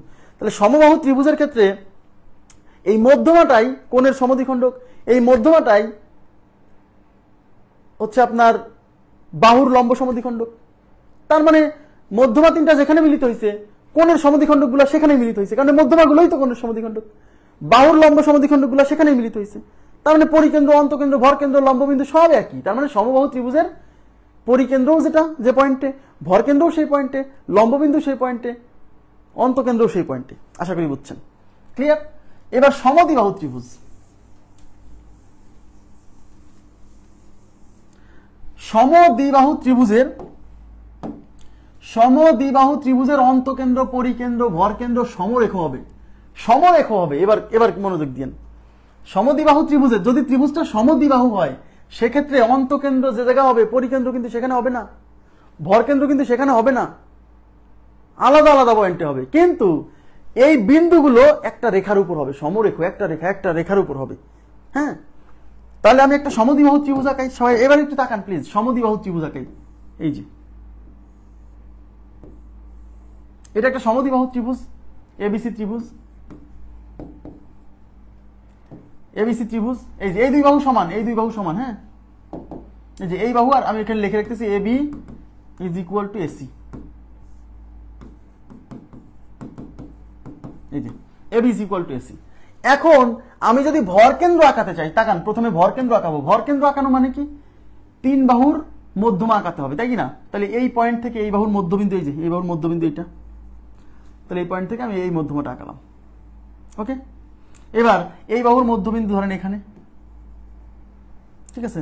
তাহলে এই শীর্ষ থেকে আমি এই মধ্যবিন্দু যুক্ত করে দিলাম, এই বাহুর মধ্যবিন্দু এখানে, তাহলে এই শীর্ষ থেকে, তাহলে এই যে তিন মধ্যমা যেখানে মিলিত হলো এর নাম ভরকেন্দ্র, জি দ্বারা প্রকাশ করে, এর নাম ভরকেন্দ্র। তাহলে আমরা ভরকেন্দ্র পেয়ে গেছি। এবার আমি কি করব? এবার আমি আঁকাবো হচ্ছে, এবার আমি পরিকেন্দ্র আঁকাবো। পরিকেন্দ্র, পরিকেন্দ্র পরিকেন্দ্র কেমনে পাবেন? পরিকেন্দ্র মানে হচ্ছে বাহুর লম্ব সমদ্বিখণ্ডক। আবার বলছি, পরিকেন্দ্র কিভাবে পাওয়া যায়? প্রত্যেকটা বাহুর লম্ব সমদ্বিখণ্ডক। হ্যাঁ, এখন এই যে এই বাহুর লম্ব সমদ্বিখণ্ডক কিন্তু এই মধ্যমাটাই, এই বাহুর লম্ব সমদ্বিখণ্ডক। দেখেন কেন? কারণ আমরা একটু আগে কিন্তু একটা থিওরি পড়ছি, সমদ্বিবাহু ত্রিভুজের এই সমান সমান বাহুর যে বিন্দুতে মিলিত হয়েছে ওখান থেকে যদি আমরা একটা এর উপর লম্বটা নিই তখন এই কোণটা সমদ্বিখণ্ডিত হয়। বা মধ্যমা হচ্ছে লম্বভাবে সমদ্বিখণ্ডিত করে, তার মানে এটা 90 ডিগ্রি। তার মানে এই বাহুর লম্ব সমদ্বিখণ্ডক এইটাই, এই মধ্যমাটাই। কিন্তু মজার বিষয় হচ্ছে এই বাহুর লম্ব সমদ্বিখণ্ডক এইটা না। দেখেন, এটা না, কারণ এখানে দেখেন 90 ডিগ্রি হয়নি, খেয়াল করে দেখেন 90 ডিগ্রি হয়নি, দেখছেন? কিন্তু এটা কিন্তু মধ্যবিন্দু, এটা কিন্তু এই বাহুর মধ্যবিন্দু। তার মানে এইখানে যদি আমি লম্ব আঁকাই, এখানে যদি লম্ব আঁকাই সেটা এরকম যাবে না, সেটা আর একটু শার্প হয়ে আসবে, এরকম হবে। দেখেন, বুঝতেছেন আমার কথা? এখানে যদি লম্ব আঁকাই তাহলে সেটা এরকম যাবে না, এই যে এরকম। তাহলে এই যে দেখেন, এইটা হচ্ছে এই বাহুর লম্ব সমদ্বিখণ্ডক, এইটা হচ্ছে এই বাহুর লম্ব সমদ্বিখণ্ডক, এইটা হচ্ছে এই বাহুর লম্ব সমদ্বিখণ্ডক। এই তিনটা মিলিত হয়েছে এই যে এখানে, এই যে এখানে। তার মানে এইটা হচ্ছে তাই লম্ব সমদ্বিখণ্ডকগুলো যে বিন্দুতে মিলিত হয় তার নাম কি? লম্ব সমদ্বিখণ্ডকগুলো যে বিন্দুতে মিলিত হয় তার নাম হচ্ছে পরিকেন্দ্র। তার মানে এটা হচ্ছে পরিকেন্দ্র, এটা হচ্ছে ভরকেন্দ্র। এইবার আমাদের আর একটা জিনিস আঁকাতে হবে, সেটা হচ্ছে অন্তকেন্দ্র। অন্তকেন্দ্র কেমনে পাওয়া যায়? অন্তকেন্দ্র মানে কোণের সমদ্বিখণ্ডক। তাহলে এই যে মধ্যমাটা আঁকাইছি এই বাহুর উপর, সমদ্বিবাহু ত্রিভুজের ক্ষেত্রে এই ভূমির উপর অঙ্কিত মধ্যমাটাই কোণের সমদ্বিখণ্ডক, মানে এই কোণের সমদ্বিখণ্ডক, মানে এই কোণের সমদ্বিখণ্ডক এইটাই। এখন এই কোণের সমদ্বিখণ্ডক যদি আঁকান, এই কোণের সমদ্বিখণ্ডক কিন্তু ভাইয়া এইটা না, এই কোণের সমদ্বিখণ্ডক আর একটু এই পাশ দিয়ে যাবে। যদি এটা আমার আঁকা একটু ত্রুটিপূর্ণ হয়েছিল, এই পাশ দিয়ে যাবে, মানে এই পাশ একটু এই দিক দিয়ে যাবে। এই যে কোণের সমদ্বিখণ্ডক, এই কোণের সমদ্বিখণ্ডক কিন্তু এই যে মধ্যমাটা কিন্তু কোণের সমদ্বিখণ্ডক হচ্ছে না, কারণ এই পাশে বেশি এই পাশে কম, তবে কোণের সমদ্বিখণ্ডকটা আরেকটু এই পাশ দিয়ে যাবে। তাহলে এই যে দেখেন, এইটা হলো এই কোণের সমদ্বিখণ্ডক, এইটা হলো এই কোণের সমদ্বিখণ্ডক, এইটা হলো এই কোণের সমদ্বিখণ্ডক, তারা মিলিত হয়েছে এই বিন্দুতে, এই যে এই বিন্দুতে। তার মানে এইটা হচ্ছে অন্তকেন্দ্র। তাহলে এটা অন্তকেন্দ্র, এইটা হলো ভরকেন্দ্র, এটা হচ্ছে পরিকেন্দ্র। দেখছেন অন্তকেন্দ্র, ভরকেন্দ্র, পরিকেন্দ্র সব একটা রেখার উপর অবস্থিত হয়েছে না?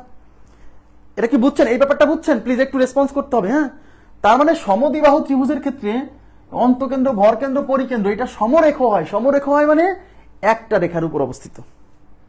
প্লিজ একটু রেসপন্স করেন তো কাইন্ডলি।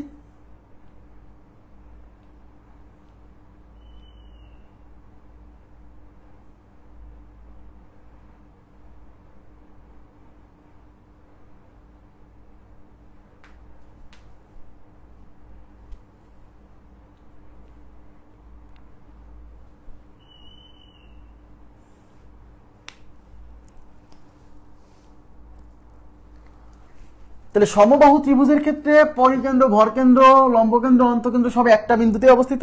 বাট সমদ্বিবাহু ত্রিভুজের ক্ষেত্রে অন্তকেন্দ্র, পরিকেন্দ্র, ভরকেন্দ্র এক বিন্দু হবে না, তবে একটা রেখার উপর অবস্থান করবে, এই জন্য বলা হচ্ছে সমরেখ। কিন্তু যদি সমদ্বিবাহু বা সমবাহু না হয়, বিষমবাহু হয়, সেক্ষেত্রে পরিকেন্দ্র, ভরকেন্দ্র, লম্বকেন্দ্র এক একটা আলাদা আলাদা বিন্দুতে অবস্থান করবে, একই রেখার উপর হবে না, একই বিন্দুতে হবে না। এবার কি বলছে দেখেন, একটি ত্রিভুজের অন্তকেন্দ্র, ভরকেন্দ্র সবসময় ত্রিভুজের ভেতরে অবস্থান করবে, কিন্তু পরিকেন্দ্র ত্রিভুজের বাইরে, এমনকি ত্রিভুজের একটি বাহুর উপরও অবস্থান করতে পারে। দেখেন কি বলছে, একটি ত্রিভুজের অন্তকেন্দ্র, ভরকেন্দ্র সবসময় ত্রিভুজের ভেতরে অবস্থান করবে। অন্তকেন্দ্র, ভরকেন্দ্র সবসময় ত্রিভুজের মাঝখানে, মাঝখানে ভেতরে কোথাও। কিন্তু পরিকেন্দ্র, এই যে পরিকেন্দ্র ত্রিভুজের ভেতরে, বাইরে, এমনকি ত্রিভুজের একটি বাহুর উপরও অবস্থান করতে পারে। হ্যাঁ, তাহলে ত্রিভুজের যে তিনটা গুরুত্বপূর্ণ কেন্দ্র, অন্তকেন্দ্র, পরিকেন্দ্র, ভরকেন্দ্র, এই তিনটা কেন্দ্রের মধ্যে অন্তকেন্দ্র আর ভরকেন্দ্র সবসময় ত্রিভুজের ভেতরে থাকবে। বাট পরিকেন্দ্রটা ত্রিভুজের ভেতরে থাকতে পারে, বাইরে থাকতে পারে, আবার ত্রিভুজের একটা বাহুর উপর অবস্থান করতে পারে।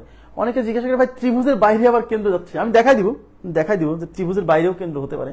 হ্যাঁ, সেটা হচ্ছে পরিকেন্দ্র। আচ্ছা, তার মানে হচ্ছে, একটু তাকান, মনে করেন আপনি যদি ভরকেন্দ্র আঁকাতে চান, তাহলে মাঝখানের বিন্দুগুলো যুক্ত করতে হবে। হ্যাঁ, তো সেক্ষেত্রে ভরকেন্দ্র যখন আঁকাবেন অবশ্যই সেটা মাঝখানে পড়বে, মানে মাঝেই পড়বে, বাইরে যাবে না। আবার অন্তকেন্দ্র যখন আঁকাবেন, অন্তকেন্দ্র, ত্রিভুজের অন্তকেন্দ্র মানে কি এই মাঝখানে একটা বৃত্ত পড়বে না? অন্তকেন্দ্র মানে কি?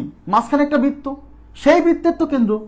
তাহলে ত্রিভুজের অন্তবৃত্ত, আচ্ছা অন্তবৃত্ত ত্রিভুজের কোথায় থাকে? অন্তবৃত্ত নিশ্চয়ই ত্রিভুজের ভেতরে থাকে। তাহলে ত্রিভুজের ভেতরে যেহেতু অন্তবৃত্ত থাকে, তাইলে এই অন্তবৃত্তের কেন্দ্র তো এই বৃত্তের বাইরে যাওয়ার সুযোগ নেই। এদিকে তাকান, এদিকে তাকান, আপনি বুঝবেন, মানে মনে থাকবে এমনিতেই।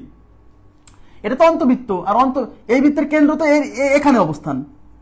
তাহলে বৃত্তটা যেহেতু ত্রিভুজের ভেতরে, তাহলে এই বৃত্তের কেন্দ্র মানে অন্তকেন্দ্র, সেটা ত্রিভুজের মানে বৃত্তের ভেতরে থাকবে। আর বৃত্তের ভেতরে থাকলে, বৃত্তটা যেহেতু ত্রিভুজের ভেতরে, তার মানে এই বিন্দুটা ত্রিভুজের ভেতরেই অবস্থান করবে। ঠিক আছে? তার মানে ভরকেন্দ্র তো ভাই ত্রিভুজের ভেতরে থাকতেই হবে, কারণ ভরকেন্দ্র হচ্ছে এমন একটা পয়েন্ট যার উপর ত্রিভুজটাকে বসায় রাখা যাবে। তবে সেটা তো সেই বিন্দু তো ত্রিভুজের বাইরে হওয়ার সুযোগ নেই, ত্রিভুজের বাইরে হওয়ার সুযোগ নেই ভরকেন্দ্র।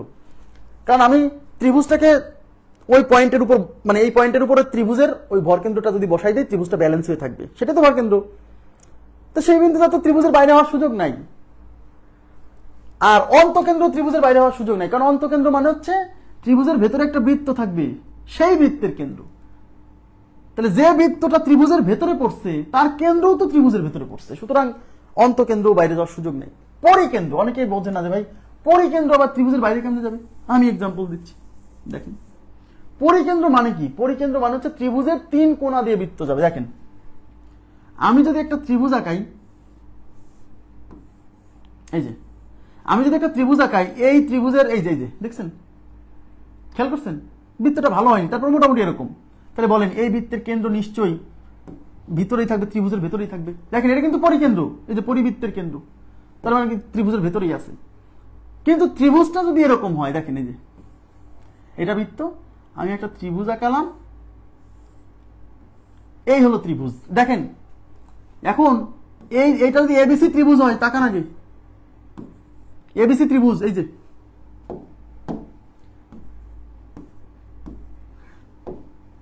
তাহলে আমাকে বলেন এই বৃত্তটা কি ত্রিভুজের 3 কোণা দিয়ে যায়নি?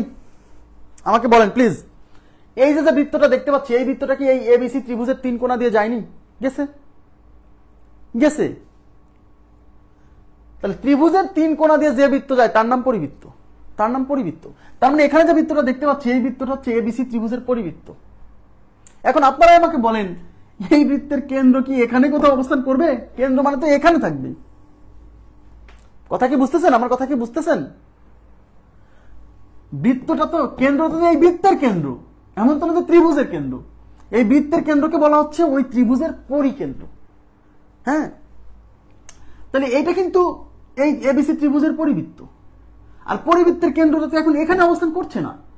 তার মানে এই কেন্দ্রটা কিন্তু এই যে ত্রিভুজ দেখতে পাচ্ছেন, এই ত্রিভুজের পরিকেন্দ্র। এই বৃত্তের কেন্দ্র, এই পরিবৃত্তের কেন্দ্রটাকে বলা হচ্ছে এই ত্রিভুজের পরিকেন্দ্র। তাহলে এই ত্রিভুজের পরিকেন্দ্রটা কি এখন ত্রিভুজের ভেতরে পড়ছে না বাইরে পড়ছে? বাইরে পড়ছে। তার মানে হচ্ছে পরিকেন্দ্রটা বাইরেও পড়তে পারে। মানে কেন্দ্র মানে আমাদের কথা মাথার ভিতরে এই কনসেপ্ট আছে, কেন্দ্র মানে ত্রিভুজের ভেতরেই থাকবে। বিষয়টা এরকম না।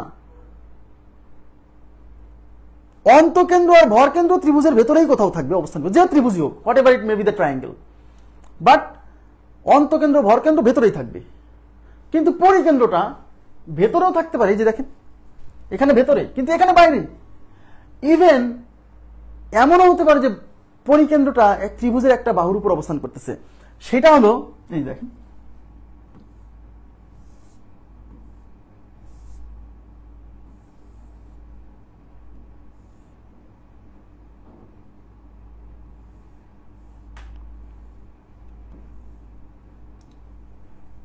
আপনারা সবাই বৃত্তের একটা থিওরি পড়ছেন না, অর্ধবৃত্তস্থ কোণ এক সমকোণ, মনে আছে? অর্ধবৃত্তস্থ কোণ এক সমকোণ মানে, আচ্ছা এটা এই যে এটা এবিসি ত্রিভুজ, এটা এবিসি ত্রিভুজ। এই এবিসি ত্রিভুজের, খেয়াল করুন প্লিজ, এই এবিসি ত্রিভুজের,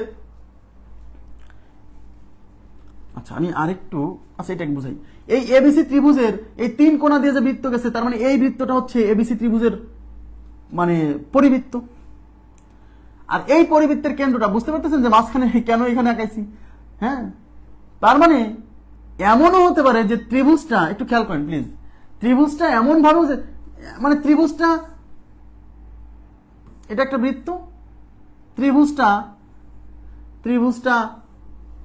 এক বাহু মাঝখান দিয়ে গেছে, হতে পারে না? হতে পারে না। এটা কি এই এবিসি একটা ত্রিভুজ, এবিসি যদি একটা ত্রিভুজ হয়, তাহলে এই বৃত্তটা কি এই ত্রিভুজের পরিবৃত্ত না? ইয়েস। তাহলে সেই পরিবৃত্তের একটা বাহু তো এই ত্রিভুজের একটা বাহু তো কেন্দ্র দিয়েও যেতে পারে, আর এই কেন্দ্রটাই তো এই ত্রিভুজের পরিকেন্দ্র। তার মানে এই ত্রিভুজের পরিকেন্দ্রটা ত্রিভুজের এক বাহুর উপর অবস্থান করতে পারে। সেই ক্ষেত্রে এই ত্রিভুজটা হবে সমকোণী ত্রিভুজ। এদিকে তাকান, সেই ক্ষেত্রে এই ত্রিভুজটা হবে সমকোণী ত্রিভুজ। বৃত্ত এবং ত্রিভুজের রিলেটেড থিওরি আছে, আমরা সেটা পড়াবো, টেনশন করেন না। জি, অর্ধবৃত্ত হতে হবে, তাহলে সেক্ষেত্রে অর্ধবৃত্ত হতে হবে, রাইট? সেক্ষেত্রে মাঝখান মানে একদম মাঝখান দিয়ে একটা বাহু যেতে হবে, আর তখন এই ত্রিভুজটা হবে সমকোণী ত্রিভুজ। এই যে এটা 90 ডিগ্রি, আপনারা সবাই পড়ছেন। অর্ধবৃত্তস্থ কোণ এক সমকোণ মানে যদি এই অর্ধবৃত্তস্থ কোণ মানে এই অর্ধেক বৃত্তের উপর যদি কোনো কোণ অবস্থান করে, যে সেটা হচ্ছে এক সমকোণ বা 90 ডিগ্রি। বৃত্তের থিওরি পড়ানোর সময় আমি এগুলো বলবো, টেনশন করেন না। তার মানে আমি কি বুঝলাম? আমি বুঝলাম যে পরিবৃত্তের অবস্থান বৃত্তের বাইরে হতে পারে, পরিবৃত্তের অবস্থান বৃত্তের ভেতরে অবস্থান করতে পারে। হ্যাঁ, পরিবৃত্ত বৃত্তের ভেতরে এমনকি একটা বাহুর উপর, ভেতরে তো অবস্থান করছেই, সরি ত্রিভুজের ভেতরে, সরি ভুল হয়েছে, পরিবৃত্তের মানে ত্রিভুজের যে পরিকেন্দ্র, সেই পরিকেন্দ্র কি হতে পারে, ত্রিভুজের ভেতরে অবস্থান করতে পারে। এই যে ত্রিভুজের ভেতরে, এই যে দেখেন, ধরেন এই ত্রিভুজের পরিকেন্দ্র এটা, তাইলে ত্রিভুজের পরিকেন্দ্র ত্রিভুজের এই যে ভেতরে অবস্থান করতেছে, ত্রিভুজের পরিকেন্দ্র এই যে ত্রিভুজের বাইরে অবস্থান করতেছে, ত্রিভুজের পরিকেন্দ্র ত্রিভুজের এক বাহুর উপর অবস্থান করতেছে। ক্লিয়ার হয়েছে বিষয়টা? তাহলে আমি তিনটা জিনিস আমি বললাম যে ত্রিভুজের অন্তকেন্দ্র ভরকেন্দ্র সবসময় ত্রিভুজের ভেতরে অবস্থান করবে, বাট পরিকেন্দ্রটা কখনো ত্রিভুজের ভেতরে, কখনো ত্রিভুজের বাইরে, কখনো ত্রিভুজের একটা বাহুর উপর অবস্থান করতেছে। আর আরেকটা জিনিস আমরা একটু আগে পড়ে আসছি যে সমবাহু ত্রিভুজের ক্ষেত্রে পরিকেন্দ্র ভরকেন্দ্র অন্তকেন্দ্র লম্ববিন্দু সব একই বিন্দু, বাট সমদ্বিবাহু ত্রিভুজের ক্ষেত্রে অন্তকেন্দ্র পরিকেন্দ্র ভরকেন্দ্র সমরেখা হয়, মানে একটা রেখার উপর অবস্থান করতেছে।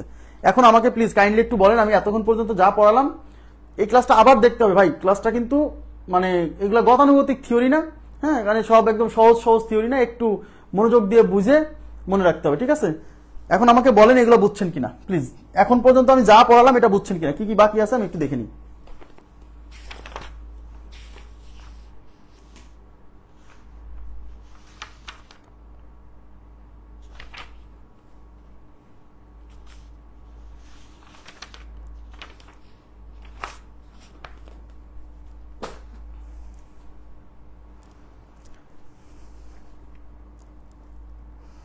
আবার দেখতে হবে এই ক্লাস, আবার দেখতে হবে, দেখবেন, হ্যাঁ এই ক্লাস আবার দেখবেন, সুন্দর করে নোট করবেন বুঝে বুঝে। আচ্ছা সবাই বলছেন ক্লিয়ার, তার মানে বুঝছেন। এবার আমরা নতুন একটা কিছু দেখতে চাচ্ছি।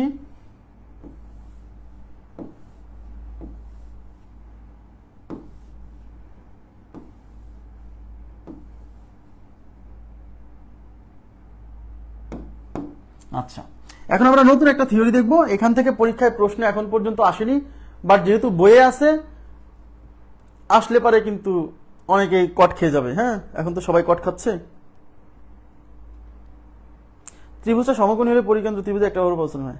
হ্যাঁ হ্যাঁ ত্রিভুজ, সেটা তো বললাম যে ত্রিভুজটা যখন সমকোণী ত্রিভুজ হবে সেই ক্ষেত্রে একমাত্র সেই ক্ষেত্রে পরিকেন্দ্র হচ্ছে একটা বাহুর উপর অবস্থান করবে এবং সেই বাহুটা হবে অতিভুজ। হ্যাঁ মানে সমকোণী ত্রিভুজের যে পরিবৃত্ত সেই পরিবৃত্তের কেন্দ্রটা অতিভুজের উপর অবস্থান করবে, অতিভুজের উপর অবস্থান করবে। হ্যাঁ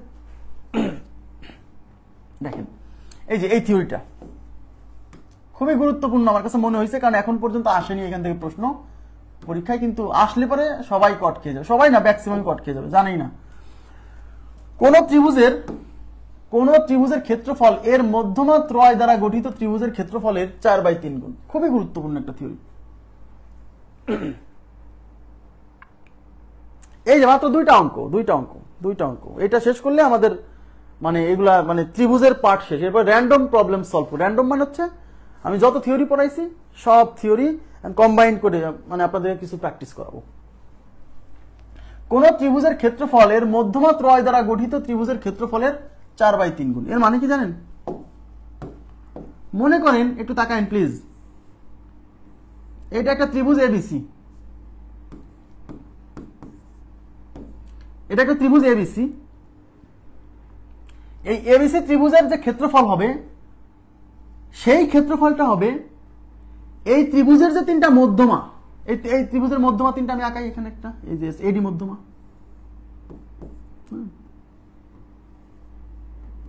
এটা হচ্ছে বিই মধ্যমা,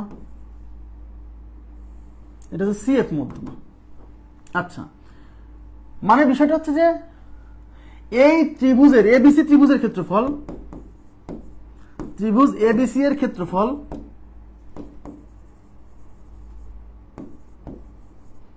কেমন হবে জানেন? এখানে যে তিনটা মধ্যমা আঁকাইছেন, এখানে যে তিনটা মধ্যমা আঁকাইছেন, এডি মধ্যমা, বি মধ্যমা, সিএফ মধ্যমা, এই তিনটা মধ্যমাকে যদি এখান থেকে তুলে নিয়ে বাইরে কোথাও একটা ত্রিভুজ গঠন করেন, এদিকে তাকান প্লিজ, অনেকে বোঝে না। এখানে যে তিনটা মধ্যমা আছে, এই তিনটা মধ্যমাকে বাইরে কোথাও নিলেন, এই যে বাইরে নিয়ে তিনটা বাহু, এই যে দেখেন একটু তাকান, এটা ধরলাম এডি, এটা ধরলাম হচ্ছে বিই, আর এটা হচ্ছে সিএফ। আচ্ছা এইভাবে না দিয়ে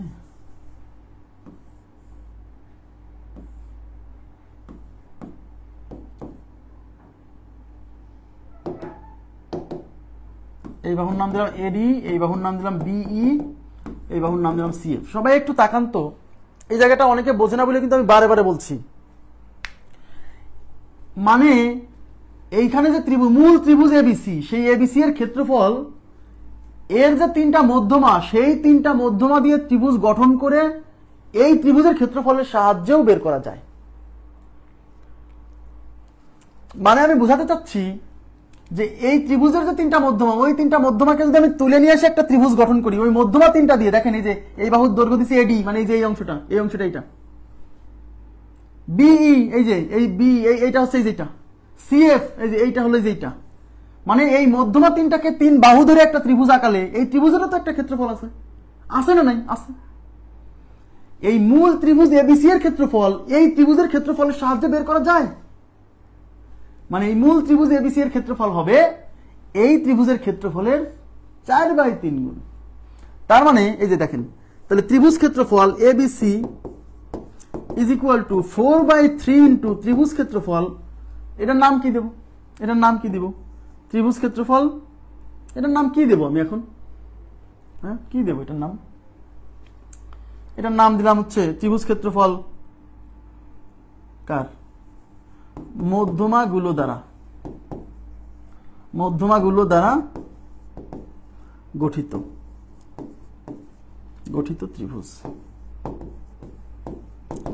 মানে সোজা কথা, কোন একটা ত্রিভুজের ক্ষেত্রফল, হ্যাঁ, ওই ত্রিভুজের তিনটা মধ্যমার সাহায্যে গঠিত ত্রিভুজের ক্ষেত্রফলের সাহায্যে বের করা যায়।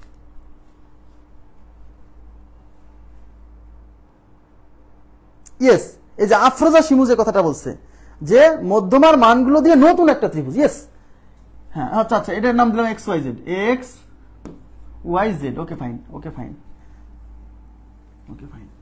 তাইলে ত্রিভুজ এক্স ওয়াই জেড। আপনারা আমার কথা বুঝছেন কিনা এটা বলেন, আমি একটু জানতে চাচ্ছি যে আপনার থিওরি বুঝছেন কিনা। মানে বিষয়টা হলো যে কোনো একটা ত্রিভুজের ক্ষেত্রফল ওই ত্রিভুজের মধ্যমা তিনটা দিয়ে নতুন একটা ত্রিভুজ গঠন করে সেই ত্রিভুজের সাহায্যেও বের করা যায়। হ্যাঁ, তাহলে এই মধ্যমা তিনটাকে তিন বাহু ধরে নতুন ত্রিভুজ বের করবেন, সেই ত্রিভুজের ক্ষেত্রফলকে 4/3 দিয়ে গুণ করলে মূল ত্রিভুজ এবিসি এর ক্ষেত্রফল চলে আসবে। আমি অঙ্ক দেখাবো, কিন্তু আগে থিওরি কনসেপ্ট বুঝতে হবে। হ্যাঁ,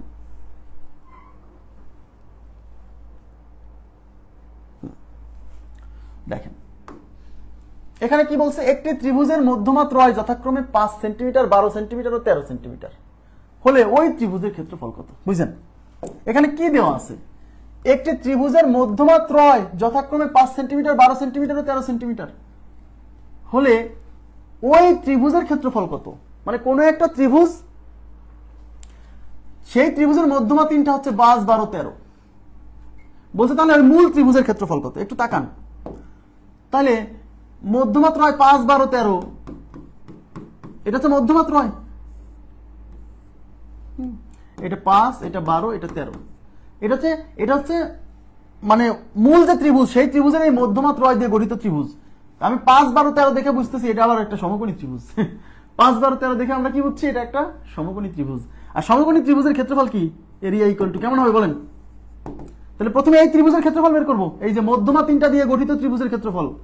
হাফ ইন্টু ছোট দুই বাহুর গুণফল, 5 আর 12, হাফ ইন্টু ছোট দুই বাহুর গুণফল, যেহেতু এটা সমকোণী ত্রিভুজ। কি করে বুঝলাম? 3 বাহু দেখে, 5, 12, 13, 2 দিয়ে এটা 6 বার, 6 আর 5 গুণ করলে 5, 6, 30। এই 30 কি? এই 30 কিন্তু ভাইয়া মূল ত্রিভুজের ক্ষেত্রফল না, মধ্যমাগুলোকে বাহু ধরে একটা ত্রিভুজ বানায় সেই ত্রিভুজের ক্ষেত্রফল। আর আমরা একটু আগে পড়ে আসছি মূল ত্রিভুজের ক্ষেত্রফল, মূল ইকুয়াল টু কি? 4/3 ইন্টু মধ্যমা দিয়ে গঠিত ক্ষেত্রফল, তাই কিনা? তাহলে মূল ত্রিভুজের ক্ষেত্রফল হচ্ছে 4/3 ইন্টু মধ্যমাগুলো দিয়ে গঠিত ত্রিভুজের ক্ষেত্রফল হচ্ছে 30। তাই 30, 3 × 30, 4 × 40, তাহলে আমাদের উত্তর হচ্ছে 40। আপনারা কি বুঝছেন এইবার? মানে কিছুই না ভাই, মধ্যমাগুলো দিয়ে ত্রিভুজ গঠন করবেন, তাকে 4/3 দিয়ে গুণ করে দিবেন, তাহলে মূল ত্রিভুজের ক্ষেত্রফল চলে আসলো। এই সহজে বোঝেন।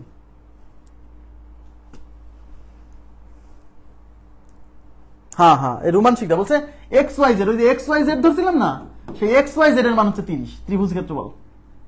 আর আমাকে বের করতে হবে এই তিনটা হলো এবিসি মূল যে ত্রিভুজ, সেই মূল ত্রিভুজের মধ্যমা হচ্ছে এই একটা, এই একটা, এই একটা।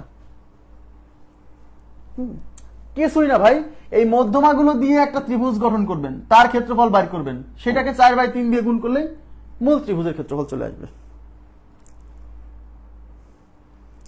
4/3 গুণ হওয়ার লজিক মানে এটারও প্রমাণ আছে, কিন্তু অনেক মানে একটা বিশাল প্রমাণ। হ্যাঁ, বিশাল প্রমাণগুলো প্রিলিতে মানে দেখাচ্ছি না, এটা একটা বিশাল প্রমাণ আছে 4/3 গুণ। নেক্সট, একটি ত্রিভুজের মধ্যমা ত্রয় যথাক্রমে 6, 8, 10 হলে ওই ত্রিভুজের ক্ষেত্রফল কত? তাহলে মধ্যমা ত্রয় দেওয়া আছে, এই যে 6, 8, 10। এই থিওরি দিয়ে কিন্তু অঙ্ক এখন পর্যন্ত আসেনি। তাহলে এই মধ্যমা ত্রয় দিয়ে একটা ক্ষেত্রফল ত্রিভুজ বানাতে হবে। এটাও কিন্তু সমকোণী ত্রিভুজ। এই যে 3:4:5 এটাকে 2 দিয়ে গুণ করছে, দেখেন 3 দুগুণী 6, 4 দুগুণী 8, 5 দুগুণী 10, তার মানে এটাও সমকোণী ত্রিভুজ। 6, 8, 10 এই সমকোণী ত্রিভুজের ক্ষেত্রফল কত? হাফ ইন্টু ছোট দুই বাহুর গুণফল 6 × 8। এটাতে 3 বার 3 আসছে 24। এই 24 কি? এই 24 হচ্ছে এই মধ্যমা ত্রয়কে বাহু হিসেবে বিবেচনা করে একটা ত্রিভুজ গঠন করে সেই ত্রিভুজের ক্ষেত্রফল মানে XYZ এর ক্ষেত্রফল। এখন মূল ত্রিভুজ মানে এই 3 বাহু যে ত্রিভুজের মধ্যমা মানে ABC ত্রিভুজের ক্ষেত্রফল, সেটা কেমন হবে? 4/3 ইন্টু এই XYZ এর ক্ষেত্রফল। আমার কথা কি বুঝছেন? তাহলে 4/3 ইন্টু XYZ হচ্ছে 24, এটা 3 আসছে 24, 4 আসছে 32, তাহলে আমাদের উত্তর হচ্ছে 32। তাহলে মধ্যমা ত্রয়কে 3 বাহু ধরে একটা ত্রিভুজ বিবেচনা করে তার ক্ষেত্রফল বের করে তাকে 4/3 দিয়ে গুণ করবেন, তাহলে চলে আসবে মূল ত্রিভুজের ক্ষেত্রফল।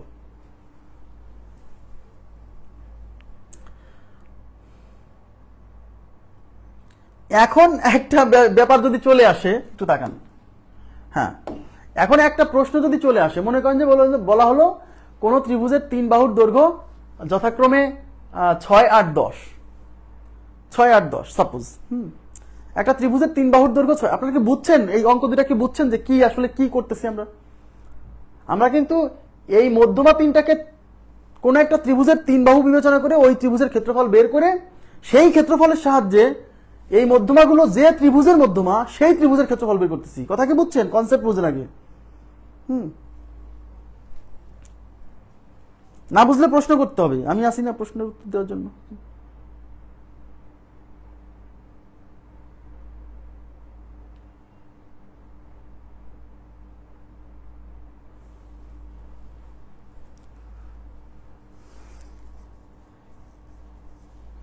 আচ্ছা, এখন আপনাকে যদি পরীক্ষক প্রশ্ন দেয় একটি ত্রিভুজের, দেখেন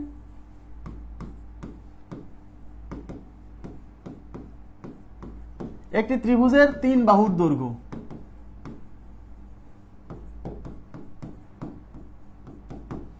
আচ্ছা একটি ত্রিভুজের 3 বাহুর দৈর্ঘ্য কত কত দেওয়া, আমি একটু মানটা করে দিই। হ্যাঁ, আচ্ছা এটাই দিই। 3 বাহুর দৈর্ঘ্য মনে করেন যে 5 সেন্টিমিটার, 12 সেন্টিমিটার ও 13 সেন্টিমিটার। এটা হচ্ছে ত্রিভুজের 3 বাহুর দৈর্ঘ্য। বলা হলো এই ত্রিভুজের মধ্যমা ত্রয় দ্বারা গঠিত, করেন তো আপনারা, দেখি কি অবস্থা, দ্বারা গঠিত ত্রিভুজের ক্ষেত্রফল কত?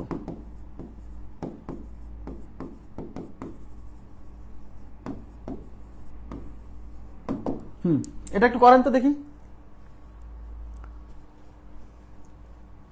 জি জি জি, মধ্যমার মানের দ্বারা গঠিত ত্রিভুজের ক্ষেত্রফল বের করতে বলছি। একটু পানি বিরতি দিলাম, আপনারা উত্তর করেন।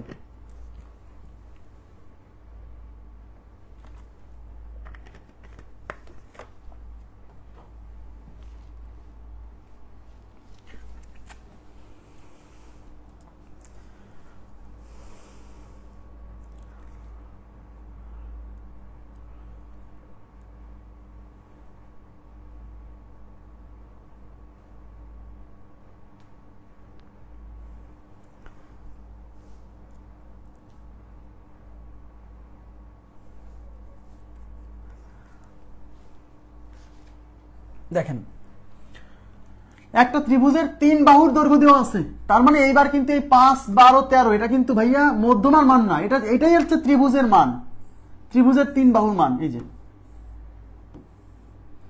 5, 12 13, এটাই ত্রিভুজের 3 বাহুর মান।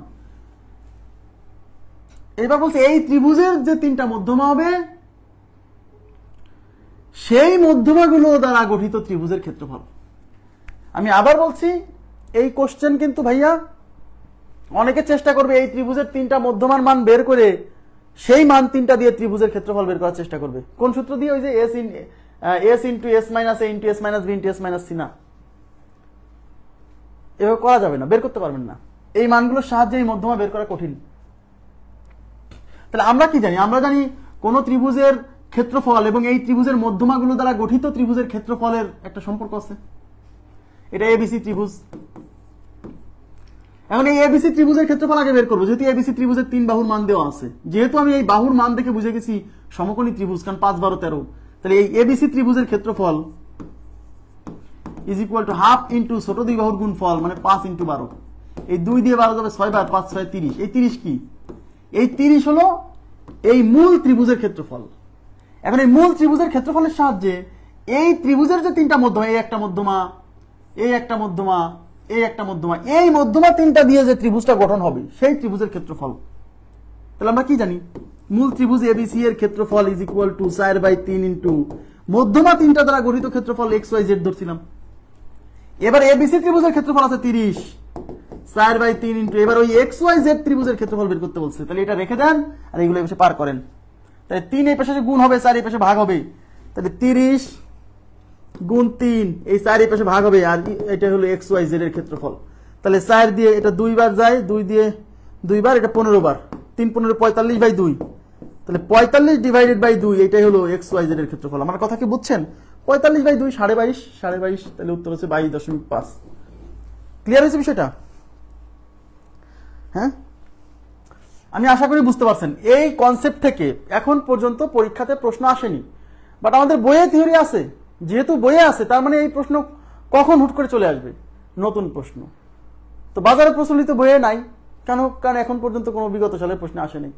এই জন্য আমি তো 9 10 এর বই, হায়ার ম্যাথ, জেনারেল ম্যাথ সব ঘেটে ঘুটে আমার চোখে যা পড়তেছে আমি সবকিছু পড়াচ্ছি।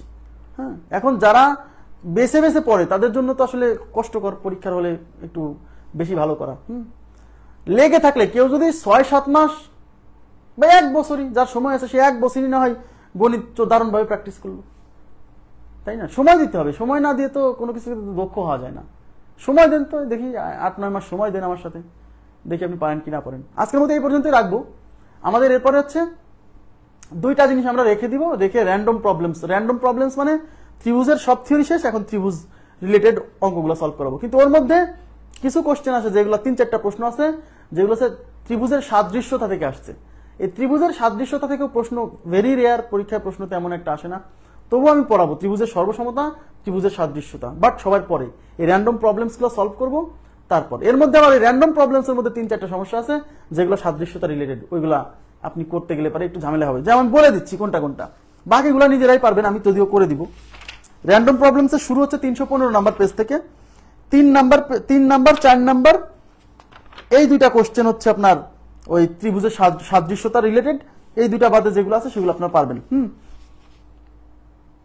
হ্যাঁ, তো আমি আগামীকাল আমাদের ক্লাস আছে, আগামীকাল র্যান্ডম প্রবলেম সলভ করব, ঠিক আছে? আর হচ্ছে ত্রিভুজের সর্বসমতা আর সাদৃশ্যতা, এই অংশটুকু আপনি রেখেই পড়বেন। র্যান্ডম প্রবলেমসগুলো শেষ হলেই আমি এটা পড়াবো, তারপরে আমাদের নতুন টপিকে চলে যাব, ঠিক আছে? তো আজকের মতো এই পর্যন্ত রাখবো। মানে ত্রিভুজ শেষ হবে দ্রুত, ত্রিভুজ শেষ হলেই আমাদের জ্যামিতি পরিমিতির অর্ধেক শেষ। হ্যাঁ, তারপর অল্প সময় লাগবে। আজকের মতো এই পর্যন্ত রাখছি। ভালো থাকবেন সবাই। আল্লাহ হাফেজ, শুভরাত্রি।